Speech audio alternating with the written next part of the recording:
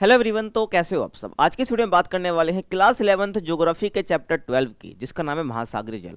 काफी interesting chapter है, one shot में कवर कर रहे होंगे और एक एक टॉपिक को हम देख रहे होंगे और अच्छे से समझ रहे होंगे। इस वीडियो के एंड होते हुए चैप्टर आपको अच्छे से समझ आ रहा होगा, तो इस वीडियो को एंड तक देखना। अगर आपको फ्री पीडीएफ नोट्स चाहिए तो कहाँ मिलेंगे, टेलीग्राम पर मिल जाएंगे, जिसका नाम है क्लास 11th एएच पे, तो आप ज्वाइन कर सकते हो। अगर आपकी कुछ पर्सनल क्वेरी हो तो आप इंस्टाग्राम पर पूछ सकते हो, यूजर नेम आपके सामने है। आगे बात करते हैं इस चैप्टर के इंट्रोडक्शन की। चैप्टर का नाम है महासागरीय जल। तो उसमें जल आ रहा है, आपको पता है। तो जल क्या है भाई, जल ही जीवन है, सही बात है। तो जल के बिना हम जीवन की कल्पना भी नहीं कर सकते हैं। क्या नहीं कर सकते हम? कल्पना भी नहीं कर सकते, ये आपको पता है। क्योंकि जो जल होता है वो सभी जीव के लिए होता है भाई, इंपॉर्टेंट है ना। और इसी जल की वजह से जो पृथ्वी है इसको हम नीला ग्रह भी कहते हैं। ये आपने छोटी क्लासेस में पढ़ा भी है कि जल को, जो पृथ्वी है इसको हम नीला ग्रह भी कहते हैं, ब्लू प्लेनेट भी कहते हैं। क्यों कहते हैं? क्योंकि आपको पता होगा 71% जो हिस्सा है पृथ्वी का वो किससे घिरा हुआ है भाई, वो जल से घिरा हुआ है ना। इसलिए इसको नीला ग्रह भी यानी कि ब्लू प्लैनेट भी हम बोलते हैं। समझ रहे हो। अब यहाँ पर एक और कंसेप्ट है जलीय चक्र, जिसको हम वाटर साइकिल भी बोलते हैं, और ये आपने पिछले चैप्टर में पढ़ा भी है ना। प्रीवियस चैप्टर में आपने पढ़ा भी है इसको। तो जलीय चक्र क्या है? यानी वाटर साइकिल। तो जलीय चक्र का मतलब होगा जल क्या चक्कर लगाता है। क्या लगाता है भाई? चक्कर लगाता है। इसका मतलब कि क्या है? एक चक्रीय संसाधन है, ये पता है आपको। और जल का हम फिर से बार बार उपयोग कर सकते हैं। कैसे कर सकते हैं? क्यों? क्योंकि जल जो है ना वो एक जगह से उठता है, वो दूसरी जगह पे जाता है, वापस उसी जगह पे आता है, वापस जहाँ से निकलता है वहाँ पर पहुँचता है। तो जल जहाँ से निकला ना वो वापस उसी जगह पे आ रहा है, चाहे वो बदल बदल कर आ रहा हो, लेकिन आ जरूर रहा है। तो जल का जो है हम प्रयोग वापस कर सकते हैं बार बार, ध्यान रखना। तो जल, ये जलीय चक्र कैसे बनता है? तो जल जो है ना वो महासागर से उठता है, धरातल पर जाता है, और धरातल से वापस जो है वो महासागर पर आ जाता है। तो इस प्रकार से क्या होता है, जल एक अपना चक्कर पूरा करता है। कैसे? देखो, ये महासागर से धरातल पर कैसे जाएगा। ये आपका भाई क्या है, महासागर है, ओशन है। यहाँ पर क्या होगा भाई, वाष्पीकरण होगा। हो गया भाई, सीधी सी बात है। पानी क्या बना? जलवाष्प बना। अब ऐसे इसका क्या होगा, संघनन हो जाएगा, यानी कंडेंसेशन हो जाएगा। अब कंडेंसेशन होने के बाद क्या होगा, बारिश होगी। अब बारिश किसी फॉर्म में भी हो सकती है, ओले के रूप में हो सकती है, स्लेट के फॉर्म में हो सकती है, बारिश हो सकती है मतलब पानी की फॉर्म में, द्रव अवस्था में। तो ये धरातल, ये पानी कहाँ जाएगा भाई? धरातल पर जाएगा। सीधी सी बात है भाई, जाएगा, ये आपको पता है। अब धरातल पर जाएगा, वापस नदियों में गिरेगा पानी, धरातल पर गिरेगा गिरेगा वापस जो है ये कहीं ना किसी सोर्स से वापस जो महासागर में ये मिल जाएगा। तो बताओ समझ आया नहीं आया? जल जो है महासागर से धरातल पर, धरातल से वापस महासागर पर, इससे क्या हुआ, एक पूरा चक्र पूरा हो गया। समझ आया आपको? बताओ, कुछ है ही नहीं इसके अंदर। अब जो जल चक्र है ना अपना, ये जो जलीय चक्र है पृथ्वी पर, पृथ्वी के नीचे और वायुमंडल में क्या करता है, जल के संचलन को दर्शाता है। कैसे भाई? मतलब जल कैसे पहुंच रहा है, ध्यान समझना, बहुत गहरी बात है। यहाँ पर पृथ्वी पर तो हो ही रही है, आपको पता ही है, और कहाँ हो रहा है, अर्थ पर तो हो रहा है जलीय चक्र। उसके बाद पृथ्वी के नीचे कैसे हो रहा है, देखो ध्यान समझना। जो जलीय चक्र है ये पृथ्वी के नीचे जल के संचलन को कैसे दर्शा रहा है। जैसे ये पानी भाई बारिश के फॉर्म में धरातल पर गिरता है ना, धरातल धरातल पर गिरते ही जो है ना, ये जो पानी है, कुछ पानी जो है वो जमीन में चले जाता है। तो जमीन में भी तो पानी होता है, जिसको हम भूमिगत जल कहते हैं, ग्राउंड वाटर कहते हैं। तो वहाँ भी पानी चले गया भाई। तो भूमिगत जल दिख रहा है ना हमको भूमि के नीचे, तो यहाँ भी जल का संचलन हो रहा है। कैसे हो रहा है भाई? जलीय चक्र की वजह से हो रहा है। और वायुमंडल में भी जल का संचलन होता है। कैसे होता है भाई? देखो, ये तुमको पता ही है। जैसे ही महासागर से जलवाष्प बना ना, वो धूप की वजह से बना है ना। यहाँ पर सनरेज आई, यहाँ का टेम्परेचर गर्म करा और जलवाष्प बना। अब ये जलवाष्प कहाँ है? ये बादल, ये हवा में ही तो है। कहाँ है ये? हवा में, यानी वायुमंडल में ही है, ध्यान रखना। ये जो बादल बन रहे हैं, ये जलवाष्प बना ऊपर, ये कहाँ जा रहा है? वायुमंडल में जा रहा है, अपने एटमॉस्फेयर में ही जा रहा है। समझ आ गया? तो जल का संचलन कहाँ कहाँ पर होता है, ये समझना बहुत इंपॉर्टेंट है। और जो जलीय चक्र ये करोड़ों वर्ष से चल रहा है, यही नहीं कि भाई अभी कुछ साल पहले स्टार्ट हुआ, नहीं, करोड़ों वर्ष से चल रहा है। जब ये लाइफ पॉसिबल हो पा रही है पृथ्वी पर, जितने भी जीव हैं सभी के लिए जो है जलीय चक्र इंपॉर्टेंट है। और जलीय चक्र पर सब जो है निर्भर रहते हैं, ये आपको पता होना चाहिए। आगे चले। वायु के बाद जो है जल जीवन के लिए सबसे आवश्यक तत्व माना जाता है। जैसे वायु है, बिना वायु के अपन नहीं रह सकते, तुम भी नहीं रह सकते, कोई जीव नहीं रह सकता है। इसी प्रकार से जल के बिना भी कोई नहीं रह सकता है। तो वायु के बाद जल जो है सबसे इंपॉर्टेंट तत्व माना जाता है। आगे चलें, जलीय चक्र की विशेषताओं की बात करूं मैं, तो पृथ्वी पर जो जल का वितरण है ना वो असमान है। जल का वितरण जो है असमान है, कहीं पर बहुत ज़्यादा पानी है, कहीं पर है ही नहीं, कहीं पर लिमिटेड ही है, ध्यान रखना है। और कुछ क्षेत्रों में जल सीमित मात्रा में और कहीं पर बहुत ज़्यादा, ये बता चुका हूँ। आगे चलो। अब जलीय चक्र है ना, इसमें जल के 3 रूप शामिल होते हैं, यानी 3 फॉर्म्स ऑफ वाटर होते हैं इसी वाटर साइकिल के अंदर। कैसे कि देखो भाई, जल जो आपको गैस की फॉर्म में देखने को मिलता है, तरल की फॉर्म में देखने को मिलता है और ठोस की फॉर्म में देखने को मिलता है। अब बोलो अगर ये कैसे हो सकता है, ये आपको पता होना चाहिए। देखो ये महासागर अगर मैं बना दूँ, ठीक है, तो यहाँ से जो पानी उठा जलवाष्प की फॉर्म में, तो जलवाष्प क्या होती है, एक तरह की गैस होती है। अब जो ये गैस है जलवाष्प, ये भी तो जल का ही रूप है, जल से उठ रहा है। तरल की फॉर्म में कैसे, बादल बना, बादल से पानी हुआ, मतलब बारिश आई। अगर द्रव अवस्था में आ रही तो क्या हो गया, पानी का रूप तरल हो गया।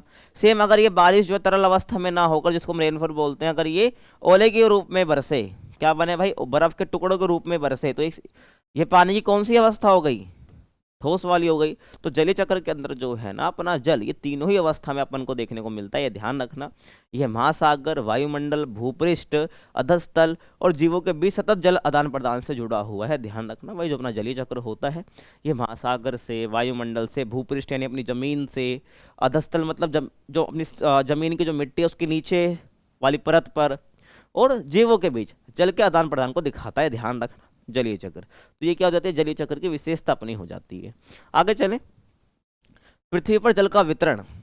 पृथ्वी पर जल का वितरण किस प्रकार से है, पहली बात तो ध्यान रखना, जो लाइन है ना आपके एनसीईआरटी में बड़ी भ्रमित करने वाली है, मतलब थोड़ी गलत भी आप कह सकते हो कि क्या लाइन है, पृथ्वी का लगभग 71% जल महासागरों में, ऐसा थोड़ी होता है भाई, ध्यान रखना, पहले मेरी बात समझो, ठीक है। यहां पर आप इसको काट के ये कर सकते हो कि पृथ्वी जो है ना उसका 71% जल से ढका हुआ है। कितना, 71% जो है वो किससे ढका हुआ है, जल से ढका हुआ है। ये लाइन यहाँ पर होनी चाहिए।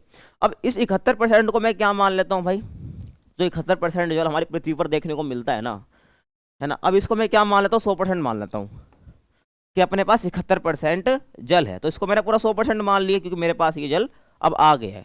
अब इस 100% जल में से ना 97% जो जल है, या आपको कहीं कहीं पर 96.5 भी देखने को मिल जाएगा परसेंट, ये आपको महासागरों में देखने को मिलेगा, ध्यान रखना। ये आपको कहाँ देखने को मिलेगा, महासागरों में देखने को मिलेगा। बाकी जो बच गया 3%, वो क्या है, ताज़ा जल है, यानी फ्रेश वाटर है, ताज़ा पानी है या ताज़ा जल आप लिख सकते हो। समझ आ रहे हो भाई मैं क्या कहना चाह रहा हूँ। 71% जल अपनी पृथ्वी को कवर करता है, उसको अगर मैं 100% मान के चलूँ तो उसका 97% महासागरों में है, बचा हुआ 3% ताज़ा पानी के रूप में है, ध्यान रखना, फ्रेश वाटर। और जो ये 3% पानी है ना, यही यूजेबल वाटर है, मतलब जिसको हम यूज़ कर सकते हैं अपनी ज़िंदगी में, ध्यान रखना। तभी बोला जाता है भाई पानी को बचाओ, जल संरक्षण के ऊपर बात करी जाती है। जल तो बहुत है अपने पास, लेकिन यूज़ करने लायक पानी बहुत कम है अपने पास। यही जो 3% पानी है ना, ये पूरे वर्ल्ड में बटा हुआ है, अलग अलग कंट्री के पास, ही कौन कितना पानी किसके हिस्से में आ रहा है, समझे तुम। तो ये लाइन को ध्यान रखना, इस लाइन का कंटेक्स्ट क्या समझाना चाह रहा है मैंने आपको यहाँ पर समझा दिया। जो बचा हुआ पानी है जो वो ताजे जल के रूप में, यानी कि फ्रेश वाटर के रूप में देखने को मिलता है, जहाँ पे 3% है। समझ रहे हो, किस फॉर्म में देखने को मिलता है ताज़ा जल, हिमानियों के बीच में देखने को मिलता है रूप में, हिमटोपी यानी आइस कैप्स, भूमिगत जल यानी ग्राउंड वाटर जिसको हम यूज़ भी करते हैं, झीलें हो गई, मृदा की जो आर्द्रता होती है, मतलब जो गीली मिट्टी होती है उसमें भी तो पानी ही होता है, और वायुमंडल, सरिताएं और जीव। यहाँ पर जो है हमको क्या देखने को मिलता है, ताज़ा जल देखने को मिलता है, बचा हुआ, ध्यान रखना। पूरे वर्ल्ड के अंदर जो है इसी फॉर्म में जो है ताज़ा जल स्टोर रहता है, समझ रहे हो, ध्यान रखना। अधिकतर लोग ग्राउंड वाटर से पानी निकाल रहे होते हैं, ये आपको पता होना चाहिए। आगे चलें, वर्षा के जल की स्थिति क्या है, जो वर्षा का जल है इसकी स्थिति क्या है। तो धरातल पर गिरने वाले जल का 59% हिस्सा, जितना पानी जमीन पर गिर रहा है उसका 59% भाग जो है महासागरों और अन्य स्थानों से जो है वाष्पीकरण द्वारा वायुमंडल में चले जाता है। जो बारिश से पानी नीचे आ रहा है उसका 59% हिस्सा जो है महासागरों और अन्य स्थानों से जो वाष्पीकरण के द्वारा वापस कहाँ चले जाता है, वायुमंडल में चले जाता है। और जो बच गया पानी 59% तो वापस वायुमंडल में चले गया, और जो बचा हुआ पानी है वो धरातल पर बहता रहता है, भूमि में नीचे चले जाता है, यानी रिस जाता है भूमि के अंदर, और हिम नदी का रूप ले लेता है, मतलब कि जम जाता है वो, ठीक है, ग्लेशियर का फॉर्म ले लेता है। कोई दिक्कत यहाँ तक समझ आया ना भाई, तो यहीं पर कमेंट में क्या कर दो, थम्स अप का साइन दिखा दो यहीं पर, ठीक है, टाइम स्टैंप लगा के। अब जल संकट की बात भी कर लेते हैं भाई। भाई जल है तो संकट भी देखने को मिल रहा है, क्योंकि जल की कमी है। जिस चीज़ की कमी है और उसका मिसयूज हो रहा हो तो वो संकट में ही आ जाता है, ध्यान रखना। तो पृथ्वी पर नवीकरण योग्य जल की मात्रा निश्चित है, ठीक है। और जल की मांग तेजी से बढ़ रही है। इससे विश्व के विभिन्न भागों में क्या देखने को मिल रहा है, स्थानिक जल संकट देखने को मिल रहा है। मतलब प्रत्येक स्थान पर जल संकट है, कालिक जल संकट है। और नदी जल प्रदूषण ने संकट को और गंभीर बना दिया, क्योंकि अब क्या हो रहा है, पानी वैसे ही कम है, वो भी क्या हो जा रहा है, पॉल्यूटेड हो जा रहा है, तो उससे और दिक्कत हो रही है, समझ रहे हो। तो कालिक, स्थानिक, कालिक मतलब समय समय के साथ जल की कमी आ रही है, तो कालिक जल संकट, तो ये आपको ध्यान रखना है। तो जल संकट के अंदर आप ये बातें बता सकते हो। अब आगे चलते हैं नेक्स्ट टॉपिक की, जो काफ़ी इंपॉर्टेंट भी है, जहाँ से क्वेश्चन आता ही आता है कि महासागरीय अधस्तल का उच्चावच। उच्चावच क्या होता है, जैसे आप धरातल पर आकृतियाँ देखते हो ना, कई पर्वत, कई पठार है ना, कई पर्वत श्रृंखला है, मैदान है, तो ये सब क्या होता है, उच्चावच होते हैं। तो ऐसे ही महासागरीय अधस्तल का उच्चावच, क्या मतलब इसका, कि महासागर के नीचे क्या है। अधिकतर लोग सोचते हैं ये महासागर है ना, यहाँ पे पानी है, तो महासागर के नीचे कुछ है ही नहीं। महासागर के नीचे कुछ, देखो ये महासागर का पानी ऊपर दिख रहा है हमको, कि महासागर के नीचे कुछ है ही नहीं, अधिकतर लोग यही सोचते हैं, लेकिन ऐसी बात नहीं है। महासागर के नीचे जो है ना, हमको अलग अलग आकृति यानी उच्चावच देखने को मिलता है, ये ध्यान आपको रख लेना है, तो उसी के बारे में पढ़ना है अपने को। आगे देखो भाई, तो महासागर पृथ्वी की भारी परत में स्थित वृत्त गर्तों में पाए जाते हैं। समझ आई तुमको ये लाइन, क्या बोला है, जो महासागर है पृथ्वी की भारी परत में जो बड़े बड़े गड्ढे हैं उसमें हमको देखने को मिलता है। यानी जब महासागर आप देख रहे हो ना, वो महासागर क्या है, बेसिकली पृथ्वी पर जो बहुत बड़े बड़े गर्त हैं, गड्ढे हैं, उसमें जमा हुआ पानी है, वही महासागर, यहाँ पर यही बोला है। और महासागरीय बेसिनों की प्रकृति जो है ना, और जो भू आकृति का अध्ययन किया जाता है, जो महासागर, वो गर्त में पानी जम गया, वो जो महासागर बने हैं, तो जो गर्त का जो एंड पॉइंट है ना, वहाँ पर उसकी भू आकृति है ना, उसके बेसिन में क्या है, बेसिन मतलब उसके लास्ट में क्या है नीचे, तो इसका अध्ययन करा जाता है। अध्ययन करके ही तो चैप्टर हम पढ़ रहे हैं, ध्यान रखना।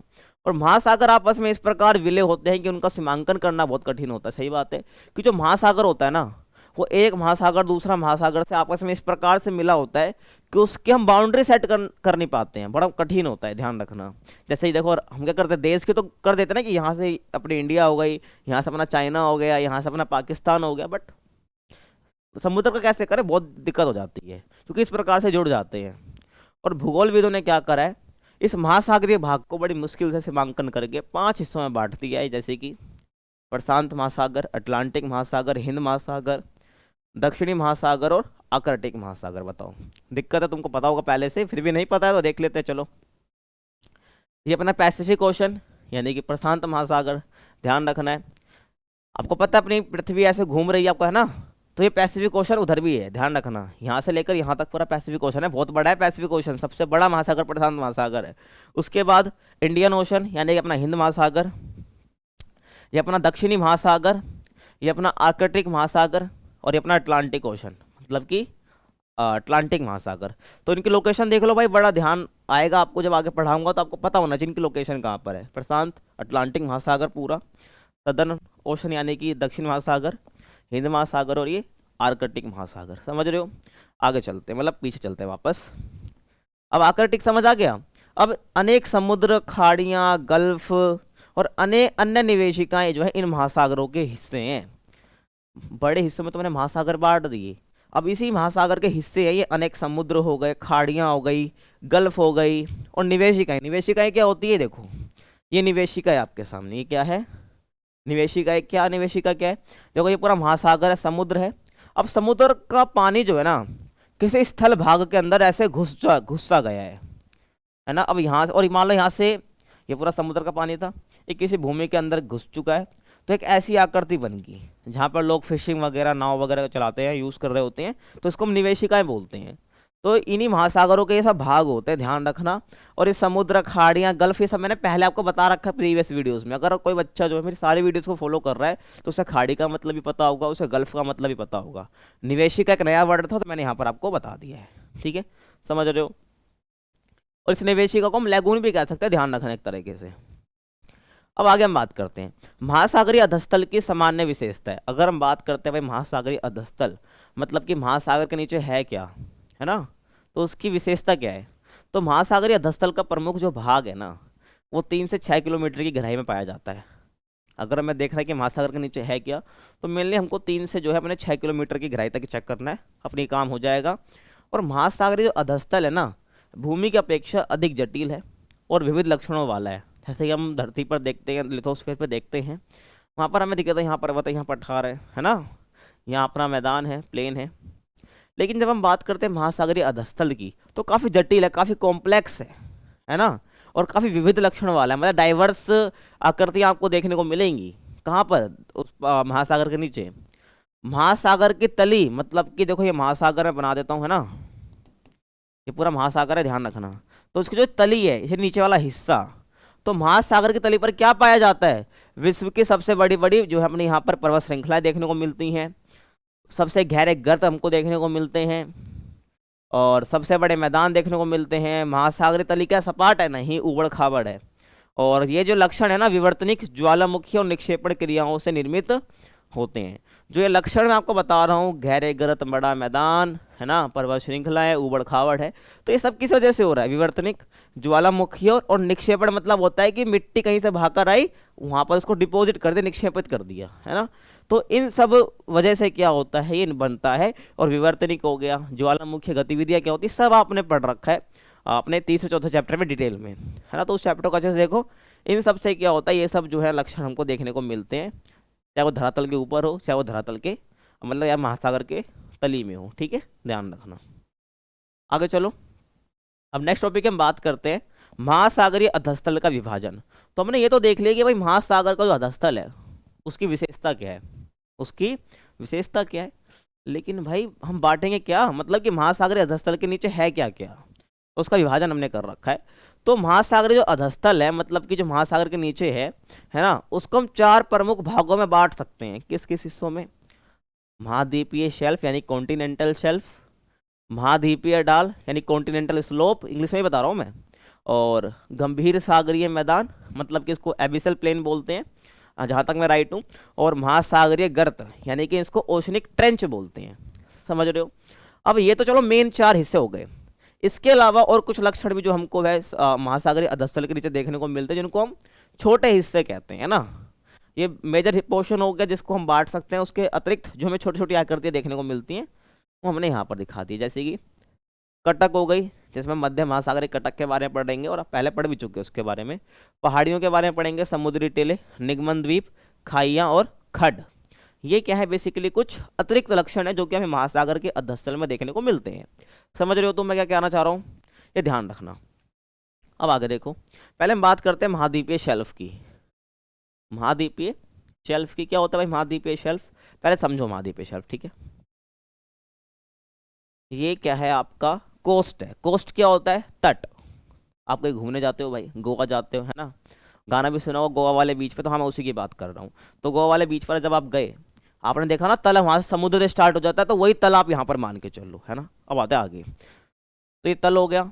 उसके आगे ना क्या होता है, आपका पानी स्टार्ट हो जाता है। आपने देखा होगा कि थोड़ा आप आगे जाते हो, पानी में एंट्री करते हो, तो वो ज़्यादा गहरा नहीं होता है, वो ज़्यादा गहरा नहीं होता है।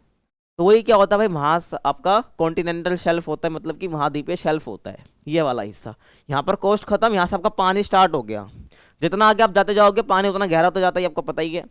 तो जैसे जैसे कोस्ट खत्म हुआ, पानी स्टार्ट हुआ, तो इतना जो हिस्सा होता है ना आपका ये वाला, जहाँ पर पानी भी देखने को मिलता है, ये उसको हम बोलते हैं महाद्वीपीय शेल्फ, हम बोलते हैं, ध्यान रखना, कॉन्टिनेंटल शेल्फ बोलते हैं। यहाँ से आप थोड़ा और यहाँ पर आ जाओ, है ना। ये आपका क्या है भाई? कोस्ट है। ये क्या है? आपका पूरा कोस्ट है, जहाँ पे लोग मिट्टी से कुछ ना कुछ आकृतियाँ बना रहे होते हैं, आपको पता है, बच्चे वगैरह, है ना। तो थोड़ा आगे जाते हैं, पानी स्टार्ट हो जाता है, देखो ऐसा, है ना। यहीं से जैसे पानी स्टार्ट हुआ, ये आपका क्या होता है, ये इतना हिस्सा मैं जो मार्क कर रहा हूँ, ये क्या है? ये आपका महाद्वीपीय शेल्फ है, जहाँ पर लोग पानी के अंदर एंटर भी कर जाते हैं और डूबते भी नहीं है और खड़े भी रहते हैं वहाँ पर, लेकिन उनका पैर पानी वगैरह में रहता है। तो वो कॉन्टिनेंटल शेल्फ वाला हिस्सा होता है, समझ रहे हो। तो महाद्वीप का विस्तृत सीमांत भाग होता है ये, मतलब कि जहाँ पर महाद्वीप एक तरह से एंड हो रहा है ना, सीमांत भाग हो गया, यानी लास्ट वाला, फ्रंटियर वाला एरिया हो गया। और उथले समुद्रों और खाड़ियों से घिरा होता है ये, ठीक है भाई। जो आपका महाद्वीपीय शेल्फ होता है, ये खाड़ी हो गई, चाहे आपका उथले समुद्र हो गए, है ना, समुद्र हो गए, क्योंकि देखो महासागर हो गया, उसमें समुद्र वगैरह सब आ गए, तो समुद्र का, खाड़ियों का, जैसे अपनी बंगाल की खाड़ी आपने सुनी होगी, है ना, बंगाल की खाड़ी, तो खाड़ी है ये, तो यहाँ भी वो कॉन्टिनेंटल शेल्फ देखने को मिलेगा, चाहे वो खाड़ी हो चाहे वो समुद्र हो, तो उसका पार्ट होता है ये महाद्वीपीय शेल्फ। और महासागर का सबसे उथला भाग होता है, उथला भाग मतलब समझते हो, उबड़ खाबड़, थोड़ा उठा हुआ। सपाट मतलब बिल्कुल प्लेन, और उथला हुआ मतलब थोड़ा उठा हुआ, उबड़ खाबड़ टाइप सा ये भाग होता है महासागर का। सब अगर महासागर के हम बहुत सारे हिस्से देखेंगे आगे, लेकिन सबसे उथला हुआ भाग यही वाला होता है। समझ रहे हो जो मैं कहना चाह रहा हूँ? आगे देखो, इसकी जो औसत प्रवणता होती है किसके, महाद्वीपीय शेल्फ की, वो कितनी होती है, 1 डिग्री होती है या उससे कम होती है। क्या मतलब है इसका? देखो, अगर हम बात करें प्रवणता की, प्रवणता का मतलब सिंपल समझो, स्लोप से। स्लोप का मतलब क्या हो गया? स्लोप का मतलब हो गया समझो झुकाव से। किससे भाई? झुकाव से।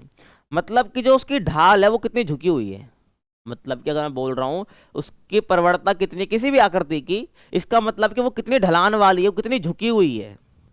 अब लेकिन महाद्वीपीय शेल्फ देखो, महाद्वीपीय शेल्फ तो बिल्कुल ढलान पे है ही नहीं, वो तो बिल्कुल सपाट मतलब वो बिल्कुल ऐसा लग रहा है, और थोड़ा ऊबड़ खाबड़ है, और उसके ऊपर पानी है। तो ढलान ऐसे होती है ना, अगर मैं ऐसे कर दूंगा तो इसकी क्या हो जाएगी, प्रवणता बढ़ जाएगी।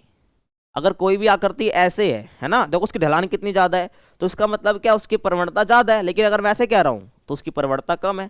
तो यही बोला गया, जो महाद्वीपीय शेल्फ होता है उसकी जो प्रवणता है वो 1 डिग्री उससे कम होती है। और 1 डिग्री उससे कम का मतलब ये हो गया कि उसकी दाब प्रवणता जो है ना के बराबर है, मतलब उसमें ढलान है ही नहीं। और आप देख भी सकते हो भाई, कोई दिक्कत नहीं है। देखो, अगर मैं इस हिस्से की बात करूं, देखो यहाँ पे ढलान है, तो उसकी जो दाब प्रवणता है वो 1 डिग्री से ज्यादा है। लेकिन जब बात आती है इस महाद्वीपीय शेल्फ की, तो उसकी दाब कह रहा हूँ, जो उसकी प्रवणता है वो कम है। देखिए, दाब प्रवणता अलग चीज है। और सेम चीज यहाँ पर देखो, ये थोड़ा जूम वाला पार्ट है ना। तो देखो यहाँ भी बिल्कुल ढलान वाला एरिया है। ढलान वाला एरिया तो ये वाला जो आगे मैं तुमको पढ़ाऊंगा क्या चीज़ है ये। लेकिन अभी मैं सिर्फ इस हिस्से की बात कर रहा हूँ, इस हिस्से की। तो ये क्या अपना, इसकी प्रवणता 1 डिग्री उससे कम है, ध्यान रखना, मतलब कि बिल्कुल ढलान नहीं है। और सेल्फ का जो अंत होगा वो तीव्र ढाल पर होता है, जिसे हम क्या कहते हैं, सेल्फ अवकाश कहते हैं। बहुत अच्छी बात समझने की है यहाँ पर। सेल्फ का अंत कहाँ पर हो रहा है भाई? यहाँ पर हो रहा है। सेल्फ का अंत कहाँ पर हो रहा है? इस हिस्से पर हो रहा है, मतलब ऐसा हिस्सा जहां से ढलान स्टार्ट हो जाए। सेल्फ का एंड क्या है? जहां पे ढलान स्टार्ट हो जाए, सिंपल सा। कोई तुमसे पूछे महाद्वीपीय शेल्फ खत्म कहाँ पे हो रहा है, खत्म तो वहां पर हो रहा है जहां पर वो ढलान स्टार्ट हो रही है, कहानी खत्म। अब तुम सीधे भाषा में जानना चाहो कि जब तुम समुद्र में खुद चल रहे हो, जहां पर तुम और डूबने लग जाओ, तो मतलब समझ जाओ कि वहां पर क्या हो गई है, महाद्वीपीय शेल्फ खत्म हो गया, है ना। तो क्या हो जाएगा भाई? तो ये क्या, इसको हम क्या बोलते हैं, जहां पर ये एंड आ गया और इसका एंड जो है वो तीव्र ढाल से स्टार्ट होता है, तो इसको हम क्या बोलते हैं? शेल्फ अवकाश बोलते हैं, ध्यान रखना। मतलब कि जो शेल्फ है वो छुट्टी पे चले गया। अब दूसरे की बारी आ गई है ड्यूटी करने की, जिसका नाम क्या है?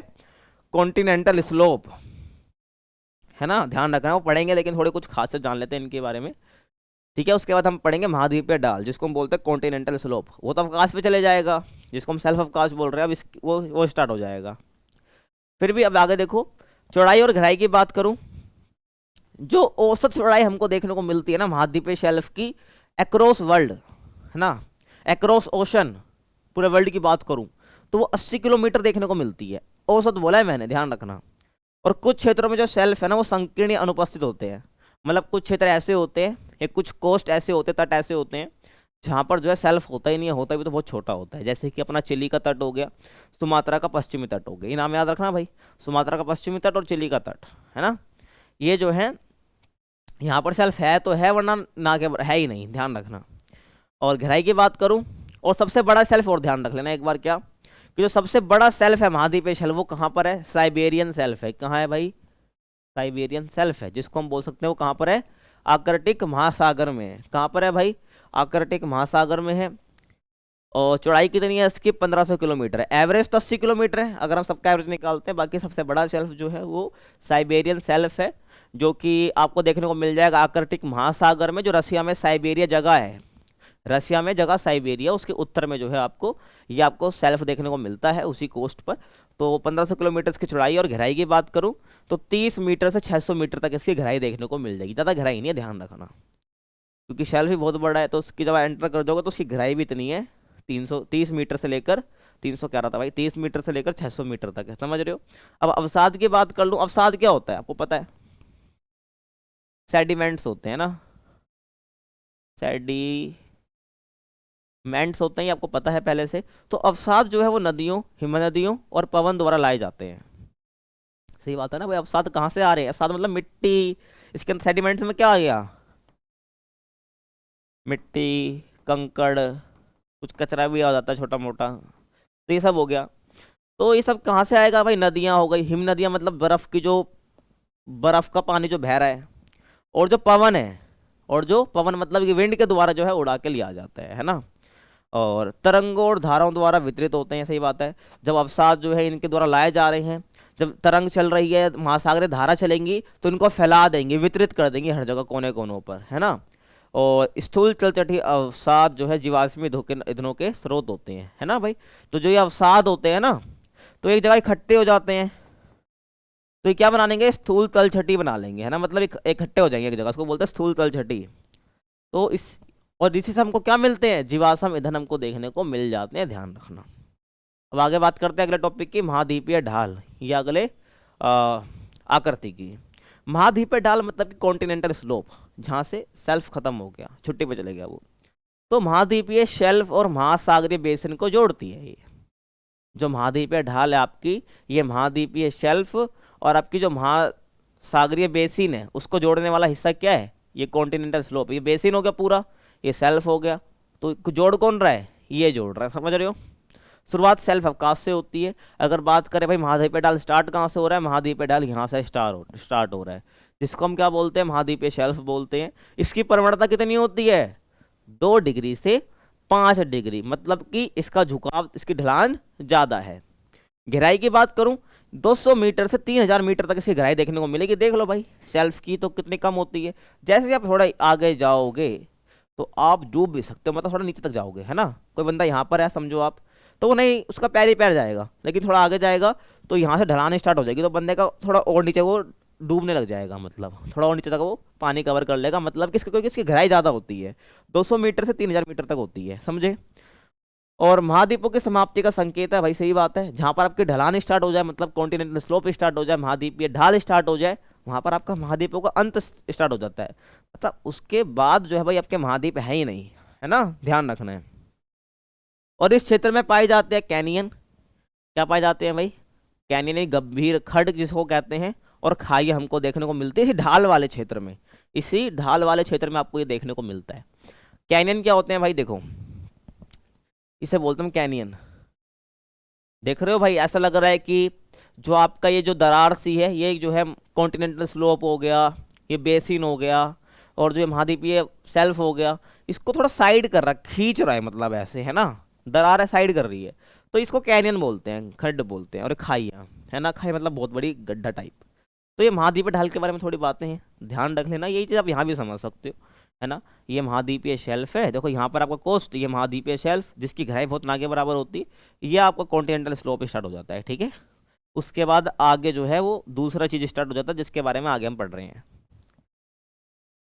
अब गंभीर सागरीय मैदान की बात करूं भाई, क्या? गंभीर सागरीय मैदान, ठीक है। गंभीर सागरीय मैदान जिसको इंग्लिश में हम क्या बोलते हैं? ये एबिसल प्लेन। क्या? एबिसल प्लेन, समझ रहे हो।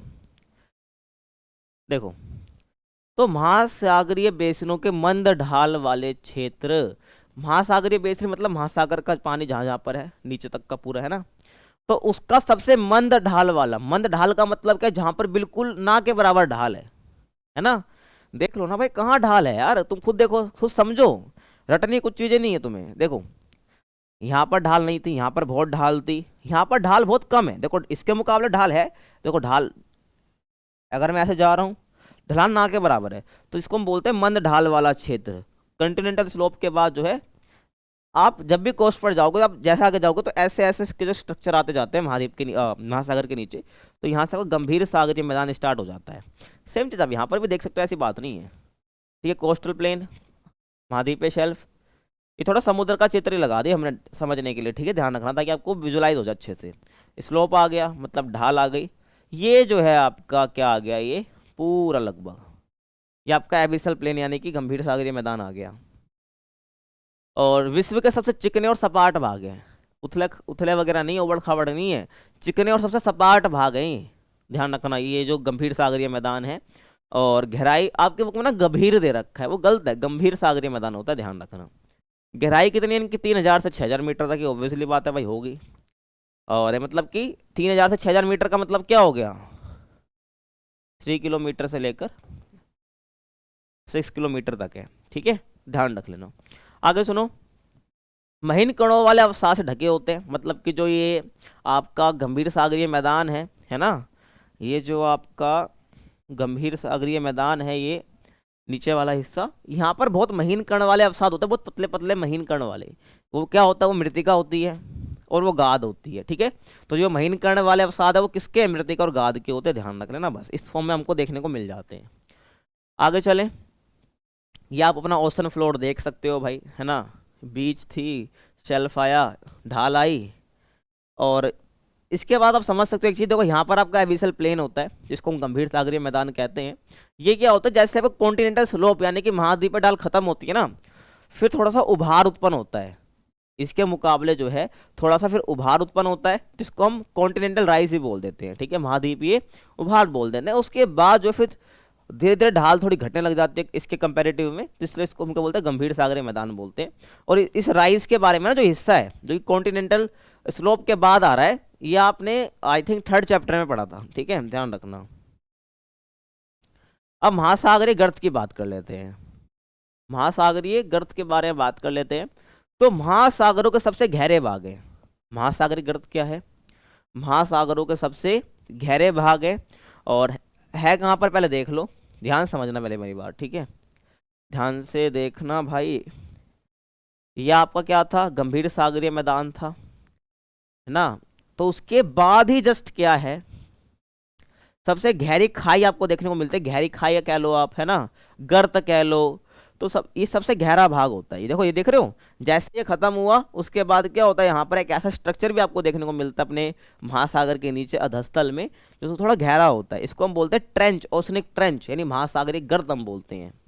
समझो जहाँ पे मैं ऐसे कर रहा हूँ, ये ध्यान रखना।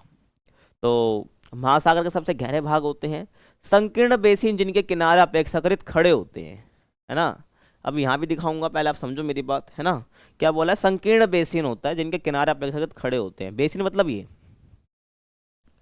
इसका बेसिन कितना ज़्यादा अगर पूरे ओशन की बात करूं, लेकिन अगर मैं सिर्फ इतने हिस्से की बात कर रहा हूं तो इसका बेसिन बड़ा छोटा है कंपैरेटिवली, है ना। मतलब इतना हिस्सा ही तो जहाँ पर पानी स्टोर है, गड्ढे में, पूरा एक तरह से गड्ढा कह सकते हो, खाई की फॉर्म में गर्त कह सकते हो उसको, तो इतना ही तो है इसका हिस्सा। तो संकीर्ण बेसिन है, मतलब छोटा बेसिन है ना। और जो इसके किनारे हैं, किनारे ये क्या खड़े से हैं, देखो ना भाई, अगर मैं ऐसा बना दूं, है ना, तो ये किनारे हो गए, है ना, ये तो किनारे खड़े हैं, और इसका जो ये बेसिन है, यहाँ पर जितना पानी आ जाएगा, क्या है ये? छोटा है भाई, संकीर्ण है, ध्यान रखना। आगे चलो, यहाँ भी समझो भाई, यहाँ भी समझो, ध्यान रखो।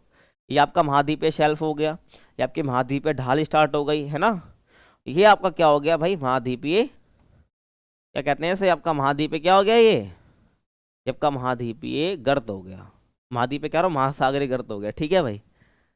ओशनिक ट्रेंच हो गया भाई। तो ये आपको ध्यान रखना, जो करो आप, ये नीचे बिल्कुल खाई जैसा बन गया, इसको हम बोलते हैं। और ये क्या होता है? इसके किनारे होते हैं, इसको हम किनारे, 2 मिनट, ये क्या हो जाएंगे? इसके किनारे हो जाएंगे, देख रहे हो, ये क्या इसके किनारे हैं ये। तो कैसे हैं? नीचे तक देखो, खड़े हैं, किनारे किनारे खड़े हैं, इसका संकीर्ण भाग है। तो आसपास की तली से जो है 3 से 5 किलोमीटर अधिक गहरे हैं ये। अगर आसपास की तली में देखो, ये देखो आसपास की तली है ये, तो इससे लगभग जो है 3 से 5 किलोमीटर ज़्यादा गहरे हैं। दिखने में लग रहा है भाई ये कितना गहरा है, कुछ ज़्यादा गहरा नहीं है, लेकिन ये ज़्यादा गहरा है ना। और स्थित कहाँ पे होते हैं ये? महाद्वीपीय ढाल के आधार पर। तो जैसे ही महाद्वीपीय ढाल खत्म हुआ, ये महाद्वीपीय ढाल है, कॉन्टिनेंटल स्लोप है, जैसे ही ये खत्म हुआ तो उसके आधार पर ही, आधार मतलब बेस, तो उसका बेस तो यही है ना, मतलब तो बेस पर ही क्या होते हैं? ये स्थित होते हैं।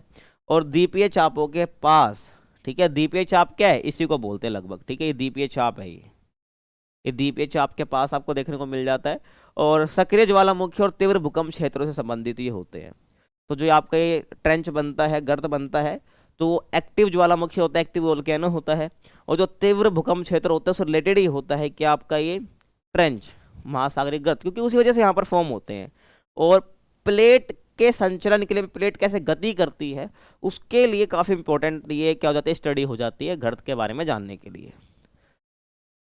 गर्तों की संख्या की बात करूं तो अभी तक हमें कितने ट्रेंच के बारे में पता है, कितने गर्त के बारे में हमको पता है, तो लगभग 57 गर्त के बारे में हमको पता है।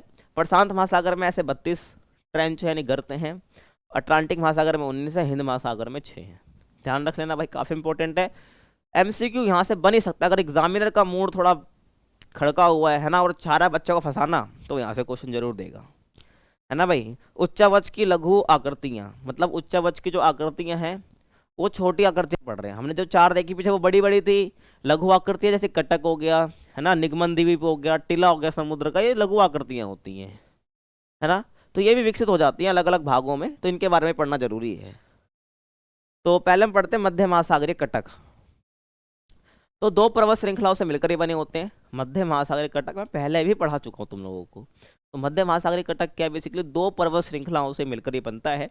दोनों पर्वत श्रृंखलाएं जो एक विशाल अवनमन द्वारा अलग होती है। अवनमन को तुम यहाँ पर इसका मतलब समझ सकते हो बैरियर से, क्या बैरियर से समझ सकते हो, ठीक है, आ रही ध्यान रखना। तो बैरियर से समझ सकते हो। तो क्या बोला, सिंपल सा मतलब है कि दो पर्वत श्रृंखलाओं से मिलकर बनता है, ठीक है। एक पर्वत श्रृंखला यहाँ बनती है और एक पर्वत श्रृंखला आपकी यहाँ बनती है, ठीक है। तो दो पर्वत श्रृंखलाओं से मिलकर ये बना होता है। और पहले देखो लो मध्य महासागरीय कटक बनता कैसे है ना, क्या होता है, ये पूरा आपका मान लो ओशन का क्या है, तल है ना। यहाँ से क्या होता है ना, ये दोनों कौन सी प्लेट है, महासागरीय प्लेट है। तो महासागरीय प्लेट इधर से खिसकती है, इधर भी जो है महासागरीय प्लेट इधर खिसकती है। तो खिसकने की वजह से क्या होता है ना, यहाँ पर मैग्मा बाहर आता है। क्या आता है भाई, मैग्मा बाहर आता है। और मैग्मा यहाँ पे डलता रहता है नीचे, मैग्मा जो यहाँ पर बाहर आता रहता है, मैग्मा जो यहाँ से निकलता है बाहर आता रहता है, निकलता रहता है बाहर आता रहता है, और यहाँ पर पर्वत श्रृंखला बनती रहती है ना। तो पर्वत श्रृंखला जब बनेगी तो यहाँ पर्वत श्रृंखला बनेगी, ऐसे यहाँ भी पर्वत श्रृंखला बनेगी, अभी दिखा दूंगा आपको आगे, टेंशन मत लो। तो यहाँ पर्वत श्रृंखला बनी, इधर भी पर्वत श्रृंखला बनेगी। तो इसलिए बोला गया है कि दो पर्वत श्रृंखलाओं से मिलकर जो है ये मध्य महासागरीय कटक बना होता है, इस साइड एक इस साइड। और बीच में क्या होता है, ये अवनमन होता है, कह सकते हैं गहरी खाई या छोटी सी खाई, ऐसा गड्ढा टाइप जो दोनों को अलग कर रहा है, सेपरेट कर रहा है, इसको अवनमन हम बोल सकते हैं। शिखरों की जो ऊंचाई होती है वो 25,000 मीटर तक हो सकती है ना। जो अपना शिखर है, शिखर क्या मतलब, ये यहाँ पर जो शिखर देखने को मिलेंगे, है ना, ये कितना हो सकते हैं, 25,000 मीटर तक हो सकते हैं। ये देखो आप, ये जो इसको शिखर बोल रहे हैं, ठीक है, ये ऊपर का जो हिस्सा है ये शिखर हो गया, ये शिखर है। तो ये 2500 मीटर तक जो है इसके शिखर जो है, ऊंचाई शिखरों की चोटियों की हो सकती है। आप खुद को विजुलाइज करो, यहाँ से मैग्मा बाहर आता है और यहाँ से ये स्ट्रक्चर बनता जाता है, और बीच में ये अवनमन है, ये जो आप देख रहे हो, यानी दोनों पर्वत श्रृंखलाएं सेपरेट हो रही हैं। और अच्छे से विजुलाइज करना चाहते हो, ये देख लो, ठीक है। और यहाँ पर क्या है, ये अवनमन है, ठीक है ना। ये मत पूछना ये कन्वेक्शन वगैरह क्या है, भाई सब पढ़ाया है मैंने तुमको चैप्टर में, कि अगर ये ओसनिक क्या कहते हैं इसे, अपना अगर ये दूर भी जा रही है महासागरीय प्लेट, जब ये मध्य महासागरीय कटक बन रहा है तो क्यों बन रहा है, इनका संचलन क्यों हो पा रहा है, वो कन्वेक्शन करंट की वजह से हो रहा है, संबंध धाराओं की वजह से, पता होगा आपको, है ना। कुछ कटक समुद्र की सतह तक पहुंच जाते हैं, सही बात है। ये जो कटक है आप देख रहे हो, अरे कहाँ गया मेरे भाई, हाँ ये देखो, तो ये कटक जो है ना ऐसे बढ़ते बढ़ते कहाँ तक पहुंच जाते हैं, ये समुद्र की सतह तक पहुंच जाते हैं, ध्यान रखना है बिल्कुल।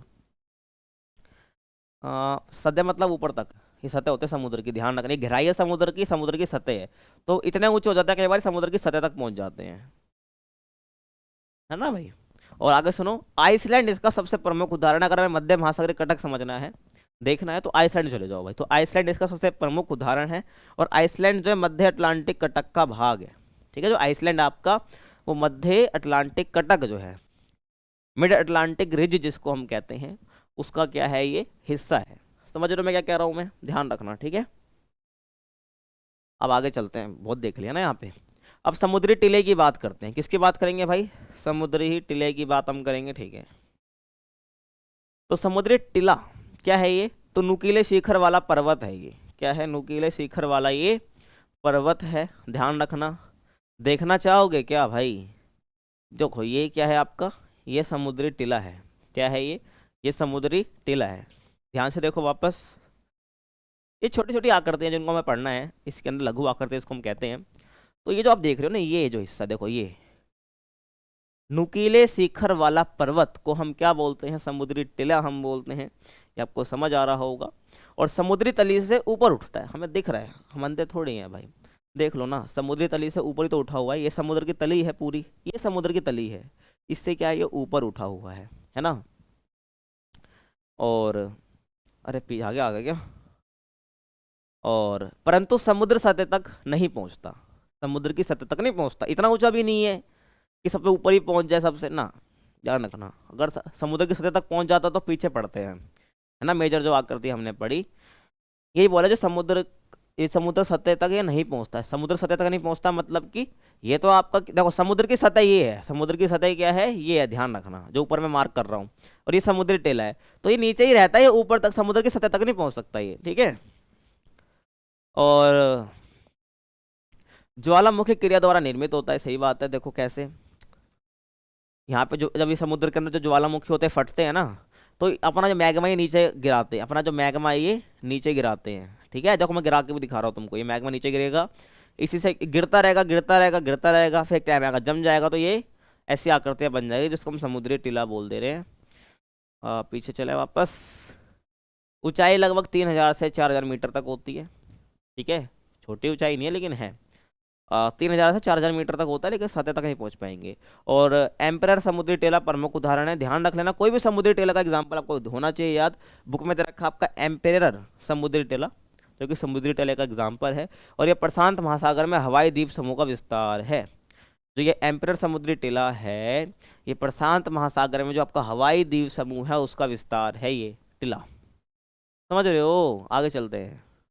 उसके बाद जलमग्न कैनियन, क्या है भाई?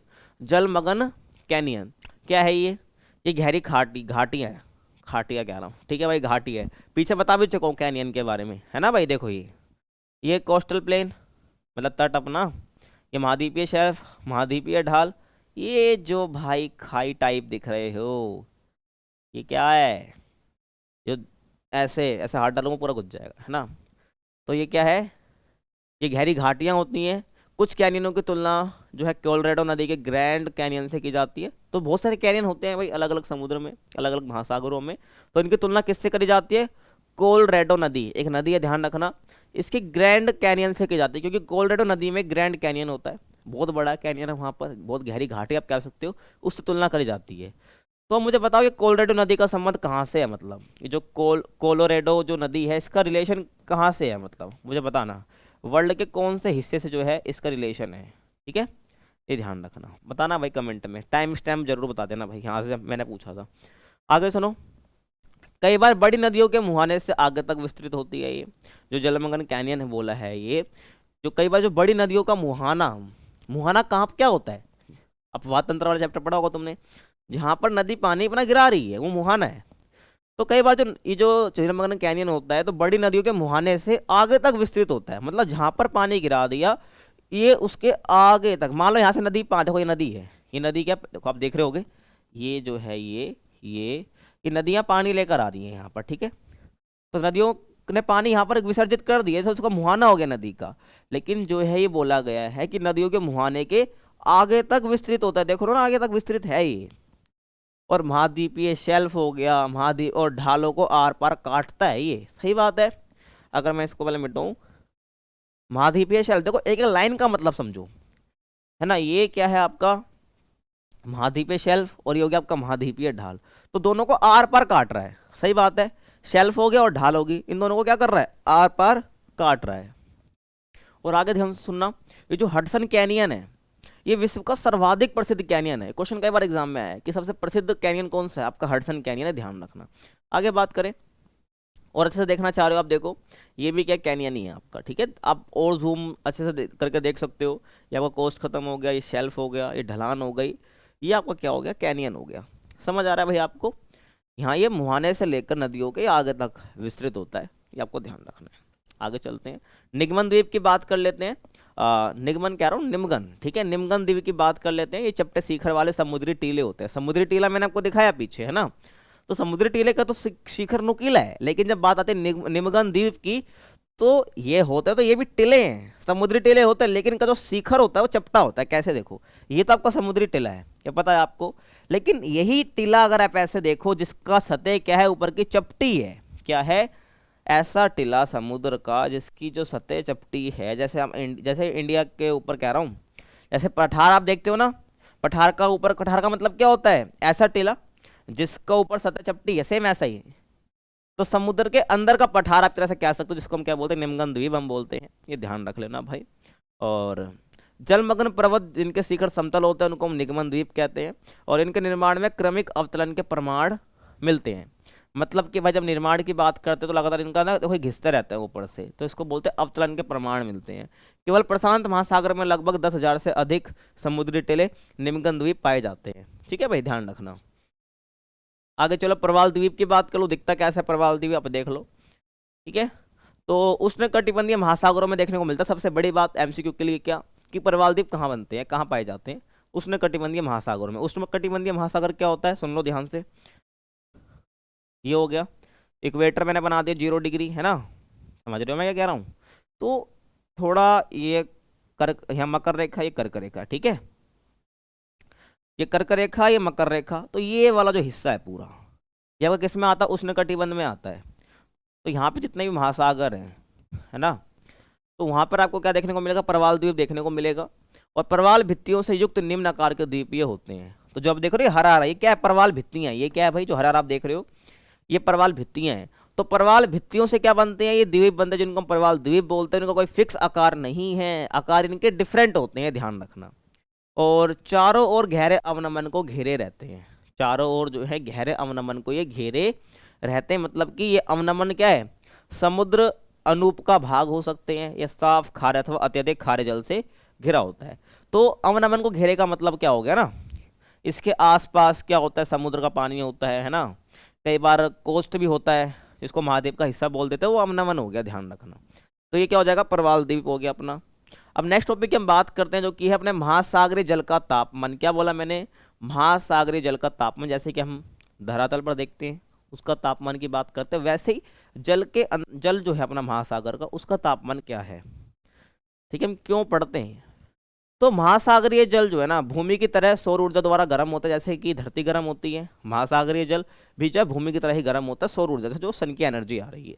महासागरीय जल जो है ना, इसके जो तापमान वितरण को निम्न कारक प्रभावित करते हैं। मतलब कि कहीं पर आपको ज़्यादा टेम्परेचर देखने को मिलेगा महासागरीय जल का, किसी दूसरे क्षेत्र का जो महासागर है उनका जो टेम्परेचर कम देखने को मिलेगा। किस क्षेत्र की बात कर रहा हूँ, जैसे कि अगर आप ध्रुवीय क्षेत्र के पे चले जाओगे, वहाँ पे जितने महासागर होंगे वहाँ का जो महासागर का तापमान है वो कम होगा, ध्यान रखना। अगर आप बात करोगे उष्णकटिबंधीय वाले महासागर की, या जो कर्क रेखा पर है ना, आपका इक्वेटर पर है, नहीं भूमध्य रेखा के पास है, तो ऑब्वियसली बात है वहाँ पर जो है सौर ऊर्जा ज़्यादा आती है, तो उनका जो महासागर का जो जल का तापमान होगा वो ज़्यादा होगा। तो अलग अलग क्षेत्र, अलग अलग महासागर जल का तापमान, तो वो किन किन कारकों पर निर्भर होता है, उसी की बात हम कर रहे हैं। वो कौन कौन से अक्षांश है, स्थल और जल का समान वितरण है, और सनातन पवन और महासागरीय धारा। और ये जो क्वेश्चन है आपका लॉन्ग आंसर बनता है यहाँ से एक, है ना, और ये 5 मार्क्स में एग्जाम में कई बार आया है। ठीक है, तो अक्षांश से बता दिया, इनके बारे में पढ़ते हैं धीरे धीरे। तो अक्षांश की बात करूं तो ये आपको पता है, ये पृथ्वी मान लो और ये अपना सूरज मान लो, ठीक है, ये आपको पता है। अब ध्यान से समझना, तो ध्रुवों की ओर प्रवेशी सौर विकिरण की मात्रा घटती जाती है। यानी कि आपकी जो सूरज की किरण है इक्वेटर पर सीधी जाती है और यहाँ पर तिरछी जाती है, आपको पता है। यहाँ पर जो है ध्रुवों के पास कैसे जाती है, तिरछी जाती है। तो यही बोला है, जो ध्रुवों के पास क्या होता है ना, जो प्रवेशी सौर विकिरण है जो प्रवेश कर रही हैं, वो इसके मुकाबले, इस क्षेत्र के मुकाबले यहाँ पर जो है कम जाती है। अब कम जा रही है, और महासागर का जल का तापमान किस पर डिपेंडेंट है, पीछे ही बताया, सौर ऊर्जा पर। जब सौर ऊर्जा ही कम आ रही है, जिस पर डिपेंडेंट है तापमान, क्या होगा, तापमान कम होगा, सीधी सी बात है। तो अक्षांश काफी इंपॉर्टेंट फैक्टर होता है। तो अक्षांश मान लो यहाँ का अक्षांश अलग है, यहाँ का अक्षांश अलग है, सीधी सी बात है। तो अक्षांश में डिफरेंस आएगा, तो आपके महासागर के जल के तापमान में क्या आएगा, आपको डिफरेंस देखने को मिलेगा, भिन्नता देखने को मिलेगी। और अक्षांश, क्योंकि अक्षांश के अनुसार ही क्या हो रहा है, सूरज की किरणें आ रही है, ध्यान रखना। तो इसका कहने का मतलब है जैसे आप विषुवत वृत्त से ध्रुवों की ओर जाओगे तो महासागर का जगह जो तापमान है वो घटता चले जाएगा, ये बिल्कुल पता होना चाहिए आपको, ठीक है। जैसे कि फॉर एग्जांपल आप देखो, ये जो है टेम्परेचर को ही दिखा रहा है, ये जो मैप मैंने लगाया है ये टेम्परेचर को ही दिखा रहा है। तो ये वो हिस्सा है, उष्णकटिबंध वाला हिस्सा है लगभग, ये ध्यान रखना। ये कौन सा हिस्सा है भाई? उष्णकटिबंध वाला हिस्सा है। तो आप जो रेड रेड देख रहे हो, इसका मतलब है यहाँ पर जो महासागरीय जल का जो तापमान है बहुत ज्यादा है। क्यों ज्यादा है? क्योंकि यहाँ पर डायरेक्ट सूरज की किरणें आती हैं। और यहाँ पर जो आप नीले नीले देख रहे हो, ये जो है ये दिखा रहा है कि यहाँ पर जो है इस महासागर का जो पानी है इसका तापमान बहुत कम है। क्यों? क्योंकि यहाँ पर सूरज की किरणें ना के बराबर तिरछी जाती है, तिरछी जाती है और बहुत ज़्यादा एरिया तक फैलती है। यहाँ पर बहुत ज़्यादा आती है, कम एरिया पे पड़ती है तो ज़्यादा उसको मिलती है, यहाँ पर तिरछी पड़ती है तो ज़्यादा एरिया कैप्चर करना पड़ता है, तो सबके ऊपर ऊर्जा धीरे धीरे बढ़ती है, कम बढ़ती है। तो ये समझ आपको आना चाहिए, है ना। सेम ऐसे दक्षिणी गोलार्ध के महासागर हैं, यहाँ पर कई यहाँ के जो महासागर इनका टेम्परेचर कम है। तो जैसे ही आप ध्रुवों की तरफ जाओगे तो टेम्परेचर घटता जाएगा। ये सिंपल सा कंसेप्ट है, पता होना चाहिए। आगे चले, स्थल और जल का समान वितरण, भाई सीधी सी बात है। तो उत्तरी गोलार्ध के महासागर जो हैं दक्षिणी गोलार्ध के महासागर की अपेक्षा अधिक स्थल भाग से जुड़े हुए हैं। बिल्कुल, जो आपके उत्तरी गोलार्ध के महासागर हैं ये ज़्यादा स्थल भाग से जुड़े हुए हैं कंपैरेटिवली दक्षिणी गोलार्ध के महासागर। ये आपको दिख भी रहा है, ये देखो, ये यहाँ पर स्थल भाग है, ये पूरा स्थल भाग है ना। तो उत्तरी गोलार्ध के महासागर ज्यादा स्थल भाग से जुड़े हुए हैं, ये बात मैं कहना चाह रहा हूँ। तो अधिक स्थल भाग जुड़े हुए हैं, तो अधिक स्थल संपर्क के कारण क्या होता है? अधिक मात्रा में ऊष्मा प्राप्त होती है। आपको पता होना चाहिए कि लैंड ब्रिज और सी ब्रिज चलती है। क्या चलती है भाई? लैंड ब्रिज और सी ब्रिज चलती है, मतलब स्थल समीर समुद्र समीर चलती है। तो यहाँ तो है ही नहीं ज़्यादा कॉन्टिनेंट, यहाँ है। तो यहाँ से क्या है, स्थल समीर और समुद्र समीर जो है चलता जाएगा यहाँ पे, है ना भाई। ये सिंपल सा कंसेप्ट है। तो उससे क्या होता है? तापमान घटता बढ़ता रहता है। तो यहाँ पर जो है स्थल की जो ऊष्मा है वो महासागर पर चले जाती है इधर, यहाँ पर क्या होगा? ज़्यादा टेम्परेचर होगा कंपेरेटिवली नीचे ध्रुवों के पास। तो स्थल और जल का समान वितरण भी क्या होता है? एक कारक होता है। नेक्स्ट हम बात करते हैं सनातन पवने, यानी कि भाई प्रीवेलिंग विंड्स जिनको हम कहते हैं इंग्लिश में। तो स्थल से महासागरों की ओर बहने वाली जो पवनें होती हैं उनको की तरह हम सनातन पवनें कहते हैं। या आप ये भी कह सकते हो कि एक ही डायरेक्शन में साल भर बहने वाली पवनें को हम क्या बोलते हैं? सनातन पवनें बोलते हैं। ये चलती कहाँ पर? ये स्थल से महासागर की ओर चलती है। कहाँ चलती है? ये स्थल से महासागर की ओर चलती है और सतही गर्म जल को तट से दूर धकेल देती है। और इससे होता क्या है? जो नीचे का ठंडा जल है वो ऊपर आ जाता है। समझ नहीं आया ना? आप समझ आएगा। देखो मैंने क्या बोला, स्थल से महासागर, तो ये स्थल हो गया ना आपका। तो स्थल से ये महासागर है, तो स्थल से महासागर की तरफ चलने वाली पवन को मैं सनातन पवन कह रहा हूं। अब ये करती क्या है? जो यहाँ पर देखो, यहाँ पर मान लो ये पवन चल रही है और यहाँ पर गर्म पानी है ना। ये क्या, यहाँ पर गर्म पानी है, तो क्या होगा? इस गर्म पानी को सतह से धकेल के आगे ले जाएगी। समझ रहे हो मैं क्या कह रहा हूँ? कि जो ये पानी यहाँ से पवन चली, जिसको सनातन पवन कह रहा हूँ, इस स्थल से समुद्र की तरफ चल रही है, तो ये जहाँ का जो गर्म पानी होगा उसको धकेल के कहाँ ले गई? आगे ले गई। अब धकेलते ही यहाँ पर जब आगे ले गई है ना, तो जो नीचे का पानी है ना, जो ठंडा ठंडा पानी है वो ऊपर आ जाएगा। तो यहाँ पर क्या हो गया? कोल्ड वाटर हो गया। तो कहने का मतलब क्या, सतह के सनातन पवनों की वजह से क्या हुआ? जो सतही जल है वो ठंडा हो गया, जो आगे का पानी है वो गर्म रह गया। तो नीचे होता क्या है इस वजह से? जब सतही गर्म जल को तुम तट से दूर धकेल दिया तो नीचे का जो ठंडा पानी है, ठंडा पानी वो ऊपर आ जाएगा। और इसके विपरीत ये तो हो गया भाई सनातन पवन है, ध्यान रखना।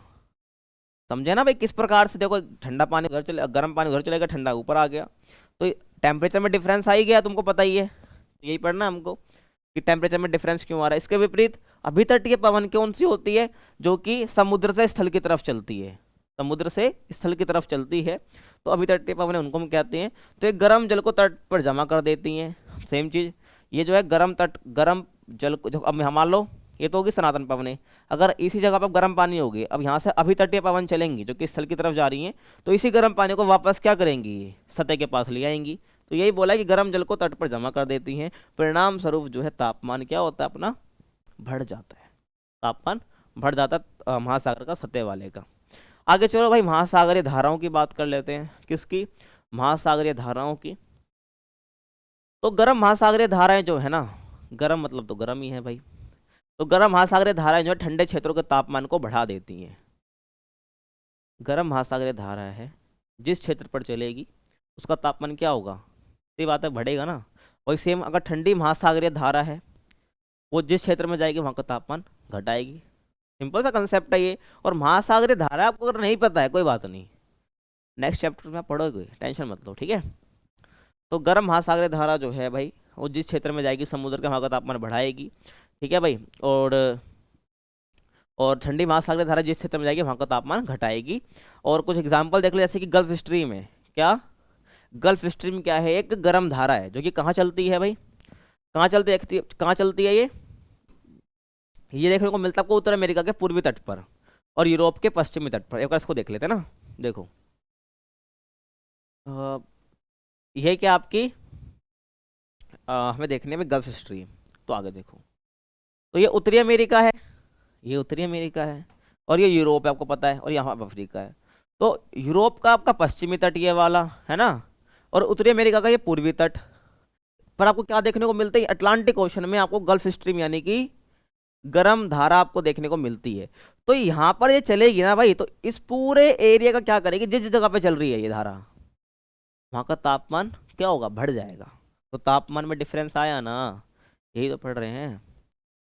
तो उत्तर अमेरिका के पूर्वी तट और यूरोप के पश्चिमी तट के तापमान को ये बढ़ा देती है, कौन, गल्फ स्ट्रीम। तो क्योंकि महासागरीय धारा गर्म है ये। ऐसे लेब्राडोर धारा जो कि एक ठंडी धारा है, लेब्राडोर जो धारा है एक ठंडी धारा है, तो ये कहाँ देखने को मिलती है, उत्तर अमेरिका के पूर्वी तट के तापमान को ये कम कर देती है। क्या कर देती है, कम कर देती है। लेब्राडोर भी देख लेते हैं। तो ये आपका यहाँ से चलती है आपकी गल्फ स्ट्रीम, इधर चलती है आपकी लेब्राडोर जो कि ठंडी धारा है, जो कि क्या करती है, जो नॉर्थ अमेरिका है उसका जो पूर्वी तट है यहाँ का तापमान को घटा देती है, क्योंकि ठंडी धारा है लेब्राडोर करंट, ध्यान रखना यहाँ पे चलती है, ठीक है, इसके पूर्वी तट पर। ये बता दिया, आगे चलते हैं। अब नेक्स्ट टॉपिक हम बात करते हैं तापमान का ऊर्ध्वाधर तथा क्षैतिज वितरण। समझ तो तुमको आ ही रहा होगा भाई, चैप्टर है ना।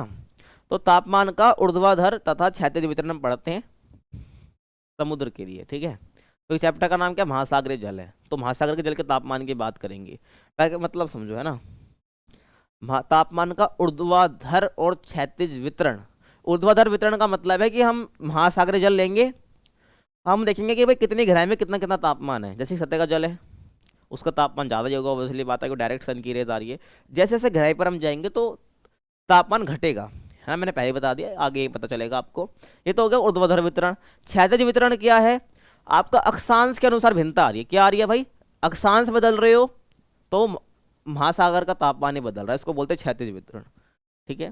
तो देखो महासागरीय जल की जो तापीय गहराई का पार्श्व क्षेत्र, कहाँ है पार्श्व क्षेत्र, ये रहा, ठीक है।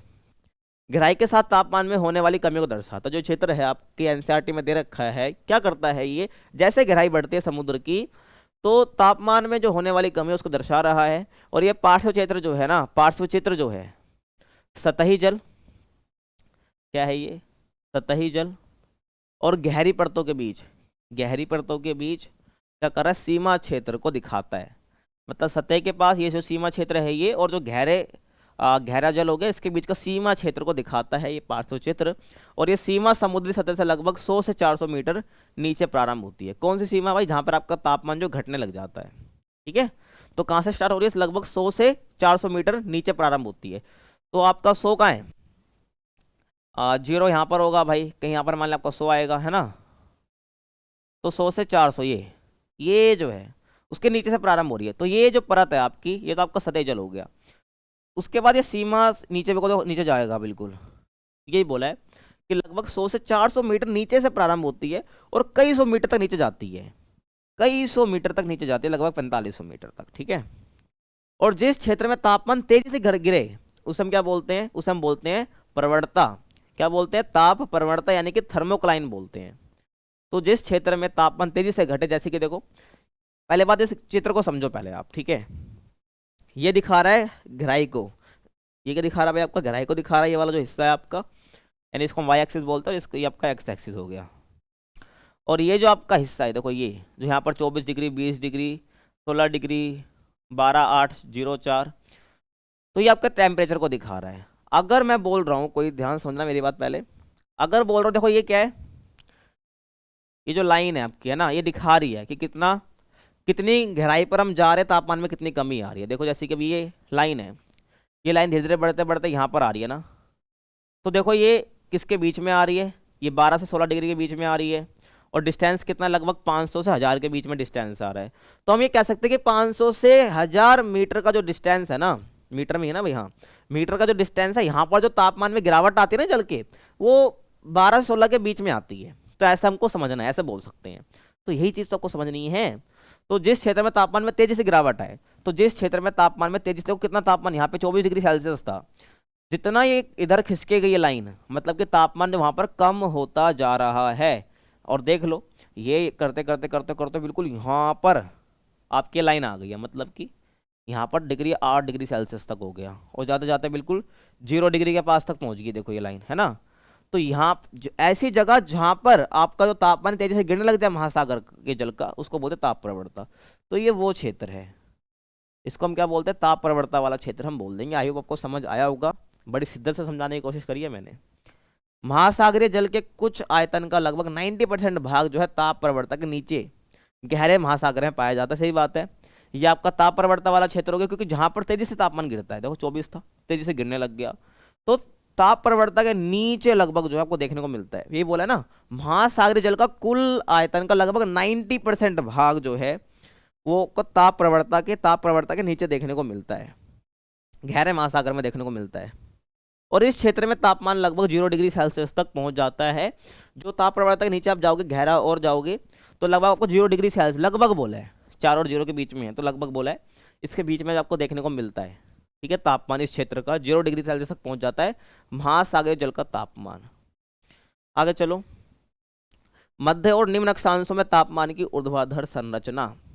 किसमें, मध्य और निम्न अक्षांश की ही बात हम कर रहे हैं, किसकी, मध्य और निम्न अक्षांश की। तो मध्य और निम्न अक्षांशों में जो महासागरीय तापमान है ना, वो 3 परतों में इसको हम समझ सकते हैं, और इस चित्र को साथ साथ लेके चलेंगे। ठीक है, देखो, तो जो पहली परत है जिसको हम बोलते हैं ऊपरी गर्म परत, सबसे पहली परत मध्य और निम्न अक्षांशों में हम महासागरीय जल के तापमान को 3 परतों में समझ सकते हैं। पहली परत, जिसको पहली परत बोलते हैं, इसका मतलब वो सबसे ऊपरी परत और गर्म परत है। तो महासागरीय जल की सबसे ऊपरी परत है, मोटाई की बात करें लगभग 500 मीटर है, यानी कि ये कितनी है आपकी, देखो यहाँ से लेकर यहाँ तक मैं लाइन खींच रहा हूँ, ठीक है, तुम्हारे लिए। तो ये कौन सी हो गई भाई, पहली परत हो गई, यहाँ से लेकर यहाँ तक ये पहली परत हो गई। ठीक है, और तापमान यहाँ पर कितना रहता है, 20 डिग्री से 25 डिग्री सेल्सियस रहता है पानी का, ध्यान रख लो। इसी परत की मैं बात कर रहा हूँ, तो देख लो 20 से लेकर 24 के बीच में दे रखा है, तो वो लमसम होता है। तो 20 से 25 के बीच में आपको क्या देखने को मिलता है, तापमान देखने को मिलता है पानी का। ऐसे ही उष्णकटिबंधीय क्षेत्रों में ये परत पूरे साल देखने को मिल जाएगी। उष्णकटिबंधीय क्षेत्र है जहाँ पर बहुत सूरज की किरण आती है, तो वहाँ पर क्या देखने को मिलेगा आपको, मध्य अक्षांश में आता है उष्णकटिबंध, पहली बात तो ये ध्यान रख लेना। तो वहाँ पर आपको जो ये परत है, पहली परत, जो पूरे साल गर्म, मतलब लगभग 20 से 25 डिग्री सेल्सियस का टेम्परेचर रहता है, ये आपको पूरे साल देखने को मिल सकती है। और मध्य अक्षांशों में जो है ना, ये परत केवल ग्रीष्म ऋतु में देखने को मिलती है। थोड़ा और ऊपर चले जाओ उष्णकटिबंध के, तो वो मध्य अक्षांश में वो भी आ जाता है पूरा। तो मध्य अक्षांश मेनली उष्णकटिबंध के बाद ही स्टार्ट होता है, अगर हम देखें थोड़ा सा। तो मध्य अक्षांश में जो परत है, या मध्य अक्षांश में जो ये परत है, केवल गर्मी के टाइम पे आपको देखने को मिलेगी। पहली परत समझ आ गई। और किसी किसी क्षेत्र में जो होता है ना, परत गायब भी रहती है, जैसे कि आप चले जाओ ध्रुवीय क्षेत्र में चले जाओ, बिल्कुल ही है ना, उच्च अक्षांश पे चले जाओ, तो वहां पर तो आपको ये परत नहीं देखने को मिलेगी, ठंडा टेम्परेचर देखने को मिलेगा। उसके बाद सेकंड परत, जिसको हम द्वितीय परत बोल सकते हैं, जिसको आप ताप प्रवणता या थर्मोक्लाइन परत भी बोल सकते हो। क्वेश्चन आ सकता है कि किस परत को थर्मोक्लाइन परत बोला जाता है, सेकंड परत को, ध्यान रखना। तो प्रथम परत के जस्ट नीचे देखने को मिलती है, पहली परत थी ये, जस्ट उसके नीचे ये कौन सी परत आ गई आपकी, ये वाली, ये आपकी द्वितीय परत आ गई, है ना। तो गहराई के साथ तापमान में तीव्र गिरावट होती है। तो पहली परत के बाद जैसे ही आप गहराई में जाते हो, तापमान तेजी से घटता है, देख लो ना, तापमान घट रहा है, जब भी तो लाइन इधर आ रही है, तेजी से गिरावट आती है। और थर्मोक्लाइन की मोटाई कितनी होती है, तो ये थर्मोक्लाइन वाली ताप प्रवणता वाली परत है, इसकी मोटाई कितनी होती है, लगभग 500 से 1000 मीटर, 500 से 1000 मीटर, तो ये गहराई दिखा रही है। तीसरी परत की बात करूं, जो कि सबसे ठंडी परत है, तो ये परत जो अत्यधिक ठंडी होती है, गंभीर महासागरीय तली तक विस्तृत होती है। पीछे पड़ क्या है, तली तक की बातें, तो गंभीर सागरीय तली तक जो है ये परत फैली रहती है। मतलब कि पहली परत, दूसरी परत, ये पूरी तीसरी परत। अगर इसका तुम मेजरमेंट लिखना चाहो तो लिख सकते हो, ठीक है, 1000 मीटर से लेकर आपका 4500 मीटर तक आप लिख सकते हो, ठीक है। लिख देना, एनसीईआरटी नहीं दे रखी तो क्या हो गया, हमने लिख दिया। आगे चलो, ध्रुवीय क्षेत्रों में तापीय संरचना बता चुका हूँ। जो आपका आर्कटिक है, जो अंटार्कटिक वृत्त है ना, अंटार्कटिक वृत्त आपको पता ही होगा कहाँ पे है, देखो जरा, फिर वापस चलते हैं बहुत पहले, ठीक है, ध्यान से समझना।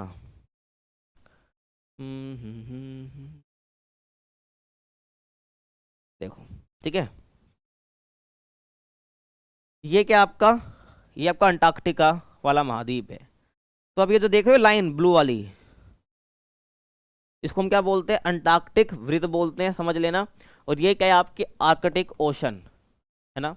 तो इसकी बात कर रहे हैं, क्या बात कर रहे हैं, इसकी बात कर रहे हैं। यहाँ पर आपका जो तापमान है पानी का, यानी जल का, महासागरीय जल का, वो बिल्कुल ना के बराबर रहता है, बहुत कम रहता है, ठीक है, समझ रहे हो। हम्म। हम्म।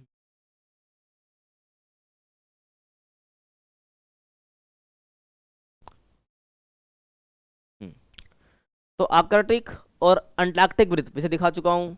सतही जल का तापमान जो होता है लगभग 0 डिग्री सेल्सियस होता है। क्या होता है, 0 डिग्री सेल्सियस होता है। क्यों होता है, पहली बात तो वहाँ पर क्या नहीं आता है भाई, आपका पानी नहीं पहुँचता, ओ सूरज की किरणें तिरछी पहुँचती है तो पूरे स्प्रेड आउट हो जाती है ना, फैल जाती है, तो वहाँ बहुत कम ऊर्जा पहुँचती है पूरे महासागर के पास। तो लगभग 0 डिग्री सेल्सियस होता है। और गहराई के साथ तापमान में बहुत कम परिवर्तन होता है। सतही जल का तापमान ही 0 डिग्री सेल्सियस के बराबर है। अब गहराई में जाओगे क्या होगा भाई, कुछ नहीं होगा, लगभग सिमिलर पैटर्न आपको देखने को मिलेगा। तापमान का मतलब 0 डिग्री रहेगा वो। तो गहराई के साथ जाओगे ज़्यादा परिवर्तन देखने को नहीं मिलेगा, कुछ एक आध डिग्री का फर्क देखने को मिल सकता है बस। यहाँ केवल एक ही ठंडी परत पाई जाती है, जो बता चुका हूँ, ये 0 डिग्री वाली। और यह परत सतह से गंभीर महासागरीय तली तक फैली होती है। यही पहली परत ठंडी वाली गंभीर सागरीय तली तक फैली होती है। अगर मैं बनाना चाहूँ ध्रुवीय क्षेत्र की एक ऐसा डायग्राम, तो यहीं से आपका 0 डिग्री सेल्सियस हो जाएगा, ठीक है, यहाँ पे 0 डिग्री लिख रहा हूँ। तो ये सेम परत आपकी जो है एक लीनियर वाली लाइन आपकी बन जाएगी, यहाँ तक जो है ये परत फैली रहती है, ठीक है, ध्यान रखना गहराई तक। अगर यहाँ 4500 मीटर वापस बोल दूँ तो मैं, समझ रहे हो भाई, ध्यान रखना।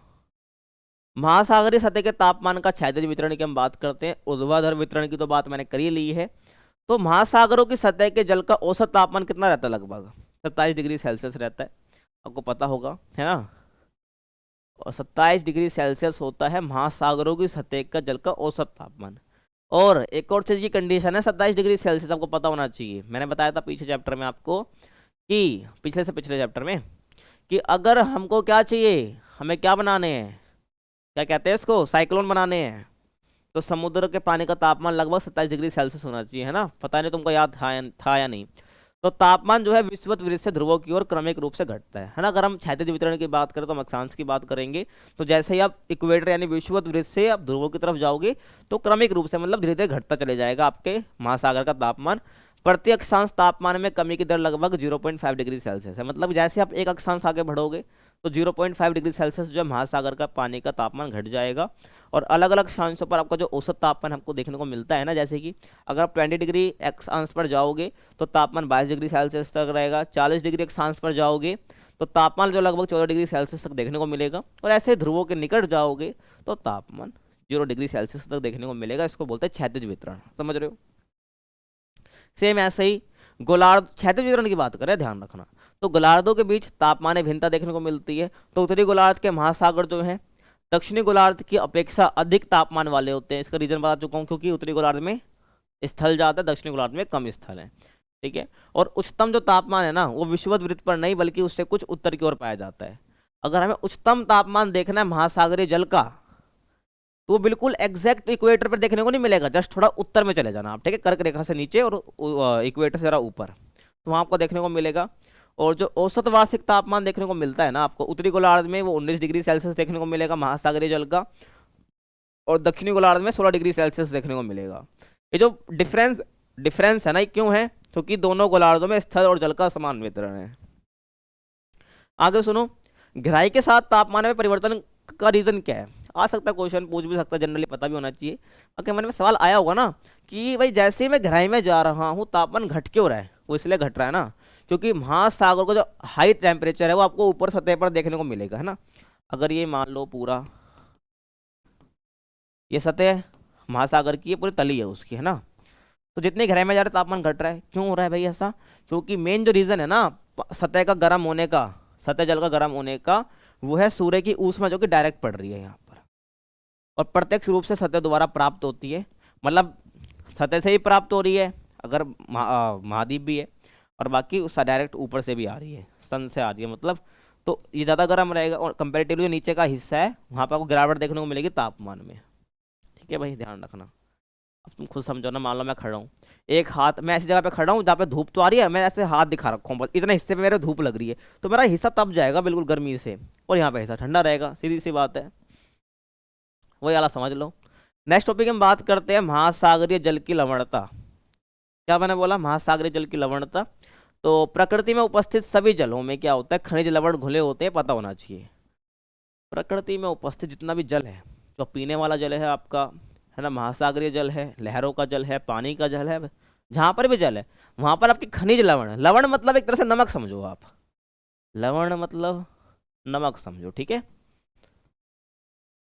अरे मेरे भाई हिंदी मेरी, तो नमक से क्या है, नमक उसमें उपस्थित होते हैं।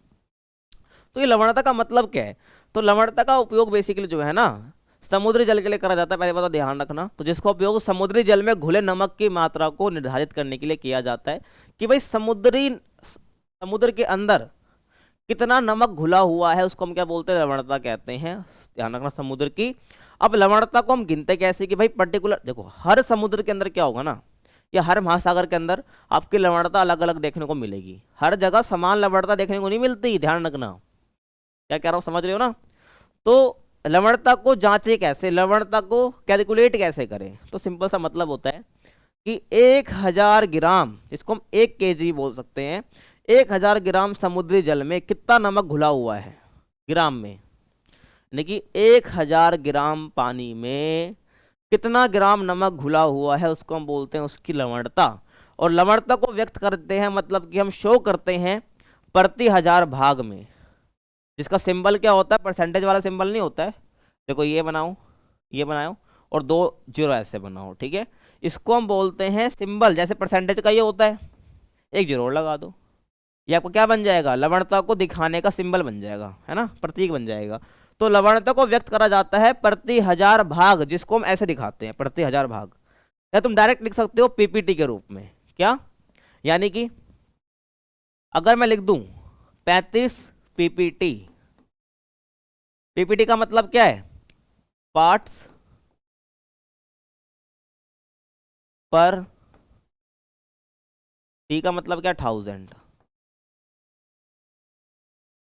ठीक है। तो पार्ट्स पर 1000 का होता है पीपीटी का मतलब, यानी कि 1000 पर कितने नमक के पार्ट्स हैं, पर 1000 पर कितने नमक के पार्ट्स है, वो क्या होते हैं, उसकी सैलिनिटी यानी कि लवणता होती है। सिंपल सा मतलब यही है, इसको दिखाते हम इससे हैं, ध्यान रखना। अगर मैं बोल रहा हूँ 35 पीपीटी, या मैं ऐसा दिखा रहा हूँ 35, लाइन खींची ऐसे और 2 ऐसे, तो इसका मतलब ही सेम है, 35 पीपीटी की बात कर रहा हूँ, या इसका मतलब ही यही है। तो इसका मतलब है अगर 35, और ये वाला सिंबल मैं बना रहा हूँ, ये 35 पीपीटी लिख रहा हूँ, उसका मतलब है कि 1000 ग्राम पानी में 35 ग्राम नमक घुला हुआ है, समझे मेरी बात, ये ध्यान रखना, ऐसे हम व्यक्त करते हैं।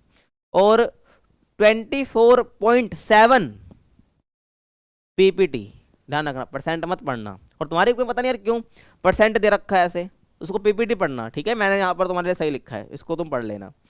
तो 24.7 पीपीटी लवणता को खारे जल को सीमांकित करने की उच्च सीमा माना जाता है, यानी कि अगर 24.7 पीपीटी से अगर तुम ज्यादा जाओगे, मतलब अगर 25 26 जाओगे, तो खारे जल में गिना जाएगा, बिल्कुल ही। अगर 24.7 पीपीटी अगर है, तो उससे नीचे भी तुम जाओगे तो वो पानी तुम पी सकते हो, मतलब वो खारे जल में नहीं आएगा इतना।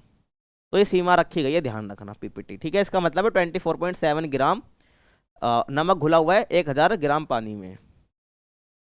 अब महासागरीय लवणता है, तो उसको प्रभावित करने वाले कारक कौन कौन से हैं, मतलब कि जो महासागर का पानी है, तापमान तो देख ले कौन कौन प्रभावित कर रहा है, लेकिन महासागर के अंदर नमक बढ़ रहा है घट रहा है, इसको कौन प्रभावित करेगा। तो पहला है भाई वाष्पीकरण और वर्षण। तो महासागरों की सतह के जल की जो लवणता है ना, वो वाष्पीकरण और वर्षण से प्रभावित होती है, सिंपल सा मतलब ध्यान रखना भाई, जो बता रहा हूँ। दोबारा बनाऊंगा मैं महासागर, इसकी सतह हो गई,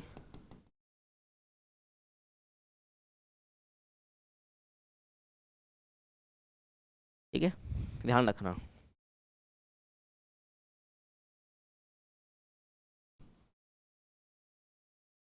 ये सूरज हो गया, ठीक है। तो ये क्या कर रहा है भाई, सूरज की किरण आ रही है, आ रही है भाई। तो सूरज की किरण आएगी तो वाष्पीकरण होगा, तो पानी तो सारा उड़ गया, पानी तो सारा उड़ गया भाई मेरे, उड़ गया ना, पानी सारा उड़ गया। तो क्या बचा, यहाँ पर नमक बच जाएगा सारा, पानी वाष्पीकृत होता जाएगा, वाष्पीकरण यहाँ पर नमक बचता जाएगा। तो वाष्पीकरण की वजह से क्या हुआ, इनकी लवणता में फर्क आया। और सेम ऐसे ही जब ये वाष्पीकरण हुआ तो बादल ही बनेंगे भाई, है ना, बादल भी बनेंगे, तो बारिश भी होगी, वर्षण भी होगा। तो जब वर्षण होगा तो फिर से जो है ये पानी जो है इसमें एंटर हो जाएगा, क्या करेगा, इसी महासागर में वापस एंटर होगा, और एंटर हो गया फिर से जो उसकी लवणता प्रभावित होगी। समझ रहे हो, जैसे ही महासागर वाष्पीकरण हुआ तो लवणता क्या हुई, बढ़ गई। ध्यान रखना, अगर वाष्पीकरण जितना ज्यादा होगा ना, वाष्पीकरण जितना ज्यादा होगा उतनी उसकी लवणता बढ़ती जाएगी, किसकी, महासागरीय जल की। क्यों बढ़ जाएगी भाई, क्यों, क्योंकि पानी वाष्पीकृत हुआ है तो पानी की मात्रा कम हो गई है महासागर में, तो पर 1000 पर नमक ज्यादा घुला रहेगा, वही कंसेप्ट है। और लेकिन जैसे ही बारिश हुई वापस और वो समुद्र में गया पानी वापस, तो उसकी लवणता घट जाएगी। तो इसलिए बोला है जो लवणता प्रभावित होती है वो मेनली वाष्पीकरण और वर्षण से होती है। इतना समझ आया। सेम ऐसे ही नदियां और जो ध्रुवीय क्रियाएं हैं, तो तटीय क्षेत्रों में नदियों द्वारा लाया गया जो ताजा जल है ना, वो सतही लवणता को क्या करता है, प्रभावित करता है। सेम ऐसे ही जो नदियों से जो पानी आ रहा है ताजा पानी, वो भी क्या करेगा, इनकी जो लवणताओं को प्रभावित करेगा। और ध्रुवीय क्षेत्रों में जो बर्फ जमती है फिर पिघलती है, इस वजह से भी जो होती है लवणता प्रभावित होती है, ध्यान रख लेना बिल्कुल, ठीक है। अब सेम चीज है भाई, देखो जो ताजा जल आ रहा है ना, वो लवणता को घटा रहा है, क्या कर रहा है, वो लवणता को घटा रहा है, ध्यान रख लेना, समुद्र में गिरते ही। लेकिन बारिश हो रही है, उष्णकटिबंध की बात कर रहा हूं मैं, किसकी, उष्णकटिबंधीय क्षेत्र की बात करो, जहां पर सूरज की किरणें बहुत ज्यादा आ रही हैं।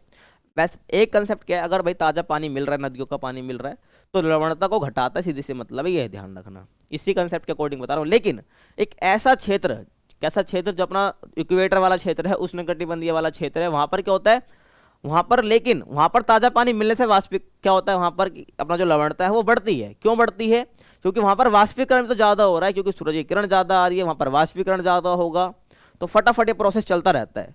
तो एक ध्यान रख लेना, जो इक्वेटर के पास ताजा ये जो नदी का पानी मिलता है ना, उससे जो वो लवणता बढ़ाता है, समझ रहे हो। आई होप तुमको समझ आया होगा, नहीं समझ आया तो भाई अगर फिर से वीडियो को देख लेना, यही चीज मैंने बताया है, ठीक है। पीछे अब आगे चलो। पवन, पवन क्या करता है भाई, जल को एक क्षेत्र से दूसरे क्षेत्र में स्थानांतरित करता है, इससे क्या होता है, लवणता में परिवर्तन आता है। सही बात है, गर्म पानी को ठंडे पानी, गर्म पानी को आगे धकेल देता है। अभी तटीय पवनें जो है ठंडे महासागर से स्थल की तरफ चलते हुए गर्म पानी को वापस ले आती है, तो इससे क्या होता है, लवणता में परिवर्तन आता रहता है। सेम ऐसे महासागरीय धारा है, महासागरीय धारा क्या करती है, विभिन्न क्षेत्रों में लवणता को प्रभावित करती ही है। तो कुछ फैक्टर्स है, ध्यान रख लेना। नेक्स्ट हम बात करते हैं लवणता का क्षैतिज वितरण। लवणता का क्षैतिज वितरण, तो सामान्य खुले महासागरों की लवणता जो है ना, वो 33 पीपीटी से 37 पीपीटी के बीच होती है ना, पीपीटी पढ़ना इसको। तो सामान्य जो ओपन महासागरों की जो लवणता सैलिनिटी होती है, लवणता को इंग्लिश में सैलिनिटी बोलते हैं, तो वो 33 पीपीटी से 37 पीपीटी तक बीच होती है। और चारों ओर से स्थल से घिरे लाल सागर में जो लवणता है उसकी लगभग 41 पीपीटी तक पाई जाती है। ध्यान रखना, जो अगर क्लोज है, स्थल से घिरा हुआ है, तो 41 पीपीटी तक जो है उसकी क्या जाएगी, लवणता होती है। आगे चले, ऐसे आर्कटिक क्षेत्र है, महासागर की बात हो रही है, और जो ज्वारनद मुख वाला जगह है, ज्वारनद मुख क्या होता है, ये जो मान लो इसको कोस्ट मान लो, है ना, और यहाँ से नदी जो है यहाँ पर जो अपने साथ अवसाद वगैरह लेके आ रही है, वहाँ पर क्या करती है, डिपॉजिट करती है ना, तो ये ज्वारनद मुख होता है। तो आर्कटिक क्षेत्र हो गए और जो ज्वारनद मुख वाले एरिया हो गए, तो यहाँ पे मौसम के अनुसार जो है लवणता में परिवर्तन आता रहता है, जो कि 0 पीपीटी से लेकर 35 पीपीटी तक रहती है। और गर्म और शुष्क क्षेत्रों में जहाँ वाष्पीकरण अधिक होता है, वहाँ लवणता कभी कभी 70 पीपीटी तक पहुँच जाती है। मैंने बताया जहाँ पर वाष्पीकरण ज़्यादा होगा ना भाई, वहाँ पर आपकी जो लवणता है वो ज़्यादा होगी, 70 पीपीटी तक पहुँच जाएगी। अब हम यहाँ पे थोड़ा ना अलग अलग महासागरों की लवणता के ऊपर बात करेंगे फटाफट, ठीक है। लवणता में भिन्नता का मेन कारण क्या होता है, महासागर का बड़ा आकार और अधिक क्षेत्रीय विस्तार, मतलब वो कहाँ तक फैला हुआ है ना। उत्तरी गोलार्ध के जो पश्चिमी भागों में जो लवणता है वो 35 पीपीटी से घटकर 31 पीपीटी तक हो जाती है। इसका मेन कारण क्या है? उत्तरी गोलार्ध में जो अपना प्रशांत महासागर फैला हुआ है उसकी बात कर रहा हूँ। इसका मेजर कारण क्या है? आर्कटिक क्षेत्र से आया हुआ पिघला हुआ जल। जो आर्कटिक क्षेत्र है वहाँ पर जो जल थोड़ा जम गया है, ध्रुव ध्रुव वाला एरिया है ना वो, तो वहाँ से जो पानी आया है, पिघला हुआ पानी, वो प्रशांत महासागर में मिल रहा है। तो इससे क्या हो रहा है भाई? लवणता में कमी आ रही है। तो 35 पीपीटी से घटकर 31 पीपीटी हो जाती है। इसी प्रकार 50 डिग्री से 20 डिग्री दक्षिण अक्षांश के बाद जो लवणता है वो 33 डिग्री तक, और डिग्री कह रहा हूँ फिर, 33 पीपीटी तक पहुंच जाती है। ठीक है, मतलब घट जाती है। ये आप देख सकते हो, देखो सिंपल सा मतलब है। प्रशांत महासागर की बात करूँ, आपका प्रशांत महासागर इधर भी, यहाँ भी आपका प्रशांत महासागर ही है। ठीक है, ये ध्यान रखना। तो यहाँ पर देखो 36 पीपीटी, 35 पीपीटी, ये नॉर्मल चलता है। मतलब यहाँ का ये वही वाला आपका एनसीईआरटी का है जो कि लवणता का वितरण को दिखा रहा है, और ये वो लाइन है जहाँ पर समान लवणता है। ठीक है, तो ये सब क्या आपकी पीपीटी हो गई, मतलब इतनी पीपीटी आपको देखने को मिल रही है यहाँ की लवणता। और ये आपका आर्कटिक वाला क्षेत्र हो गया पूरा। ये क्या हो गया? आपका आर्कटिक वाला क्षेत्र है, आपको पता होगा। तो यहाँ पर भी देखो इतनी पीपीटी रहते, 35, 33, 34 एवरेज है। ठीक है, ऐसे अटलांटिक महासागर की बात करूँ, उसमें लवणता कितनी है? तो अटलांटिक महासागर की जो औसत लवणता है ना, वो आपकी 36 पीपीटी है। औसत बोलिए, ठीक है ना, कि अलग अलग थोड़ा ऊपर नीचे जाओगे तो फर्क आ जाता है उसके अंदर। तो अटलांटिक महासागर दिखाया था मैंने पीछे तुम्हें, कहाँ है? वापस देखो, ये आपका अटलांटिक है। ठीक है, ये क्या आपका अटलांटिक महासागर है। तो यहाँ की जो औसत जो है, यहाँ की जो औसत लवणता है ना, वो देखो कितनी है? 36, 36, 36, इसी एरिया में 36 है लगभग। 33 भी जा रही है ऐसी बात नहीं है, लेकिन औसत 36 है। ठीक है, ध्यान रखना। और अधिकतम जो लवणता है आपको 20 डिग्री नॉर्थ से 30 डिग्री नॉर्थ तथा 20 डिग्री वेस्ट से लेकर 60 डिग्री वेस्ट के बीच पाई जाती है, मतलब इसी अटलांटिक महासागर में। इसके बाद लवणता जो है उत्तर की ओर क्रमिक रूप से घटती है। जैसा आप उत्तर जाओगे, उत्तर में जाओगे, घटते चले जाएगी। ठीक है, अटलांटिक महासागर के ऊपर उत्तर में जाओगे, घटती चले जाएगी लवणता।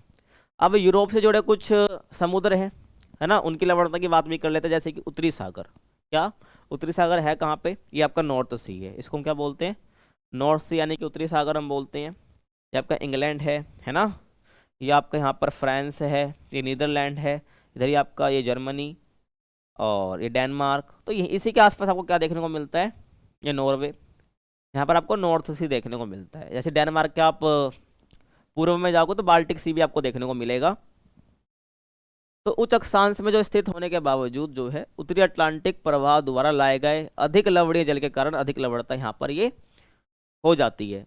तो कहने का मतलब देखो, ये नॉर्थ सी है, ये आपका अटलांटिक ओशन है। तो अटलांटिक ओशन से जो अधिक लवण वाला जल यहाँ पर लाया जाता है तो इसकी लवणता भी बढ़ जाती है, सिंपल सा मतलब है। ऐसे ही बाल्टिक सागर है, तो लवणता यहाँ पर कम देखने को मिलती है। क्यों? क्योंकि इसमें नदियों द्वारा बहुत अधिक मात्रा में ताज़ा जल का प्रवेश हो जाता है। तो बाल्टिक सागर का है आपका, जस्ट आप इधर देखोगे बाल्टिक सागर है, बाल्टिक सी है। अगर आप जब भी समझ नहीं आ रहा है आपको, देखो ये आपका बाल्टिक सी है। ठीक है, इधर ही आपका नॉर्थ सी था, मैंने अभी दिखाया। जस्ट इधर आओगे डेनमार्क के पूर्व साइड पे, और थोड़ा यहाँ पर आप जूम करोगे तो ये आपका बाल्टिक सी हो जाएगा। तो यहाँ पर जो है नदियों से पानी यहाँ पर एंटर हो जाता है। नदियों से पानी एंटर होगा तो वो क्या करेगी? आपकी लवणता को घटाती है। ध्यान रखना, नदियों का ताज़ा पानी अगर एंटर कर रहा है समुद्र में तो लवणता घटेगी। बस एक एक्सेप्शन ध्यान रखना, अगर एरिया कौन सा है? उष्णकटिबंध क्षेत्र वाला है, वहाँ पर वाष्पीकरण भी ज़्यादा हो रहा है, इसलिए वहाँ पर ताज़ा जल जो मिल रहा है ना समुद्र में, वहाँ की लवणता बढ़ती है। अब ये तो जो नॉर्थ बाल्टिक सी है, नॉर्थ सी, तो उच्च अक्षांश वाली बातें हो गई। तो यहाँ पर ताज़ा जल अगर मिल रहा है तो क्या होगा? लवणता घटाएगा, क्योंकि यहाँ पर इतना वाष्पीकरण तेजी से नहीं हो रहा है। ठीक है, भूमध्य सागर की बात करूँ तो उच्च वाष्पीकरण के कारण अधिक लवणता होता है यहाँ पर। तो जितना भी भूमध्य सागर है, ये आपका मेडिटेरियन सी, आपका अफ्रीका है, ये पूरा यूरोप हो गया है ना, यहाँ पे एशिया है, अभी ब्लैक सी है ये। ठीक है, अभी बात करेंगे इसकी भी। तो ये जो पूरा है ये क्या आपका भूमध्य सागर है ना। तो यहाँ पर भूमध्य सागर है, भूमध्य वाला जो रेखा है, मतलब इक्वेटर वाली जो जगह है, यहाँ पे तो बहुत क्या आती है, क्या कहते हैं, धूप पड़ती है, मतलब सन की रेज आती हैं। तो यहाँ पे वाष्पीकरण भी ज़्यादा है, इस वजह से यहाँ पर क्या लवणता ज़्यादा है भूमध्य सागर में। उसके बाद काला सागर यानी कि ब्लैक सी, आप देख सकते हो एशिया के जस्ट ऊपर है और यूरोप के जस्ट आपका साउथ ईस्ट में है ना। तो नदियों द्वारा लाए गए अधिक ताजे जल के कारण कम लवणता यहाँ पर देखने को मिलती है। तो यहाँ पर जो है अधिक जो है भाई नदियाँ पानी छोड़ जाती है ताज़ा, तो यहाँ पर क्या देखने को मिलता है आपको, कम जो है लवणता देखने को मिलती है। ऐसे हिंद महासागर में लवणता की बात करूँ तो हिंद महासागर की जो औसत लवणता है वो आपको 35 पीपीटी देखने को मिलेगी। बंगाल की खाड़ी में क्या होता है, गंगा नदी के जल के मिलने से लवणता की प्रवृत्ति कम पाई जाती है। तो बंगाल की खाड़ी में आपको पता है गंगा का पानी मिल जाता है ना, और ब्रह्मपुत्र का भी मिल जाता है। तो उससे क्या होता है भाई, नदी का पानी मिलते ही क्या होता है, लवणता घटती है, ध्यान रख लेना। इसके विपरीत क्या होता है, अरब सागर में उच्च वाष्पीकरण देखने को मिलता है और ताजे जल की कम प्राप्ति के कारण लवणता अधिक होती है। समझना ध्यान से। अगर आपको पता हो कि जो अधिकतर नदियां हैं ना, चाहे वो प्रायद्वीपीय नदियों की बात हो और चाहे वो नॉर्थ की नदियों की बात हो, सारा जो पानी है वो अपना बंगाल की खाड़ी में गिराती है। और चाहे वो दक्षिण की प्रायद्वीपीय नदियां, वो भी अधिकतर जो पानी अपना अधिकतर नदियां इस बंगाल की खाड़ी में अपना पानी गिराती है। केवल नर्मदा और तापी ऐसी नदियां हैं जो कि अपना पानी अरब सागर में गिरा रही है। समझ रहे हो क्या कह रहा हूं मैं। तो यहाँ पर इस बंगाल की खाड़ी की जो लवणता है, जो कि पार्ट है इंडियन ओशन का, यहाँ पे लवणता कम देखने को मिलेगी और अरब सागर में जो है लवणता ज़्यादा देखने को मिलेगी। ऐसा क्यों, क्योंकि यहाँ पर वाष्पीकरण भी ज़्यादा हो रहा है अरब सागर में, और यहाँ पर ताज़ा पानी नदियों द्वारा लाया भी कम जा रहा है। सिंपल सा मतलब है, ध्यान रखना। तो इंडियन ओशन की बात यहाँ पर हो गई है। आगे चलो। और गहराई के साथ लवणता में परिवर्तन होता है ना। गहराई के साथ क्या होता है, लवणता में परिवर्तन होता है। लवणता में परिवर्तन जो है, ठीक है, आई थिंक ये ऊर्ध्वाधर वाला आ गया अपना। हाँ ठीक है, टॉपिक लगा लेना, यहाँ पर लिख लेना कि लवणता में ऊर्ध्वाधर भिन्नता। तो क्या होता है ना, ऊर्ध्वाधर भिन्नता में जब बात करेंगे, इसका मतलब है गहराई के साथ लवणता में कितना परिवर्तन आ रहा है। तो गहराई के साथ लवणता में परिवर्तन होता है, आपको पता है। जैसे तापमान में गिरावट आती है, वैसे लवणता में परिवर्तन आती है। समुद्र की स्थिति पर निर्भर करता है कि समुद्र कहाँ पर है, उच्च अक्षांश पर है, उष्णकटिबंधीय वाले एरिया में है, भूमध्य यानी इक्वेटर के पास है, भूमध्य रेखा के पास है। तो सतही जल की लवणता की जब मैं बात करता हूँ, किसकी, सतह जल की लवणता, तो सतह की जो लवणता है वो जल के बर्फ या वाष्प में परिवर्तित होने से बढ़ जाती है। अगर सतह की लवणता है वो जल का जो अगर बर्फ है या वाष्प में परिवर्तित हो गया तो क्या होगा, लवणता बढ़ जाएगी। और अगर ताजा जल मिल गया, जैसे नदियों द्वारा लाया जाता है, तो सतही लवणता घट जाती है, पीछे बता भी चुका हूँ मैं। गहराई में लवणता की बात करूं तो गहराई में जो लवणता है लगभग एक समान रहती है, नियत रहती है। कारण क्या है, गहराई में ना तो जल का ह्रास होता, सही बात है, ना जल में कमी आ रही है, और ना ही जल की नमक की मात्रा में वृद्धि हो रही है। सही बात है ना, आप समझो मेरी बात को, कहना क्या चाह रहा हूँ। ये गहराई है, ना तो यहाँ से पानी कहीं जा रहा है और ना ही यहाँ से नमक ऐड हो रहा है। जो भी खेल हो रहा है वो ऊपर ही हो रहा है। तो सतह की जो सतह की जो लवणता है वही घटेगी बढ़ेगी। गहराई में ज़्यादा परिवर्तन नहीं आता, नियत रहती है। कम लवणता वाला जल अधिक लवणता और अधिक घनत्व वाले जल के ऊपर स्थित होता है। जो आपका कम लवणता वाला जल है ना, क्या बोला मैंने, जो कम लवणता वाला जल है वो कहाँ देखने को मिलेगा, वो अधिक लवणता अधिक घनत्व वाले जल के ऊपर रहेगा। कहने का मतलब ये है, अगर यहाँ पर जो लवणता ज़्यादा है तो जो कम लवणता वाला जल होगा वो इसके ऊपर बैठेगा, इसके ऊपर रहेगा, ध्यान रखना। और हेलोक्लाइन की बात, जैसे हमने थर्मोक्लाइन की बात करी थी, यहाँ पर हेलोक्लाइन की बात भी कर लेते हैं। तो लवणता बेसिकली क्या होती है ना, सामान्यतः गहराई के साथ बढ़ती है।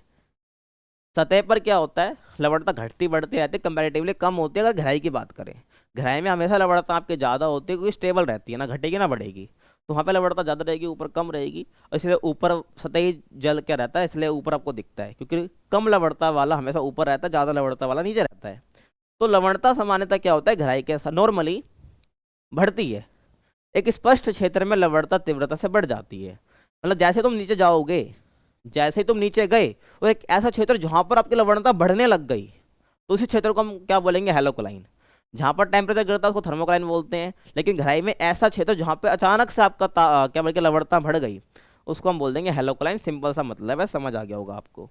तो इसी के साथ आपको जो चैप्टर था यहाँ पर फिनिश होता है। आई होप आपको समझ आया होगा, कोई डाउट उस चैप्टर से नहीं रहा होगा।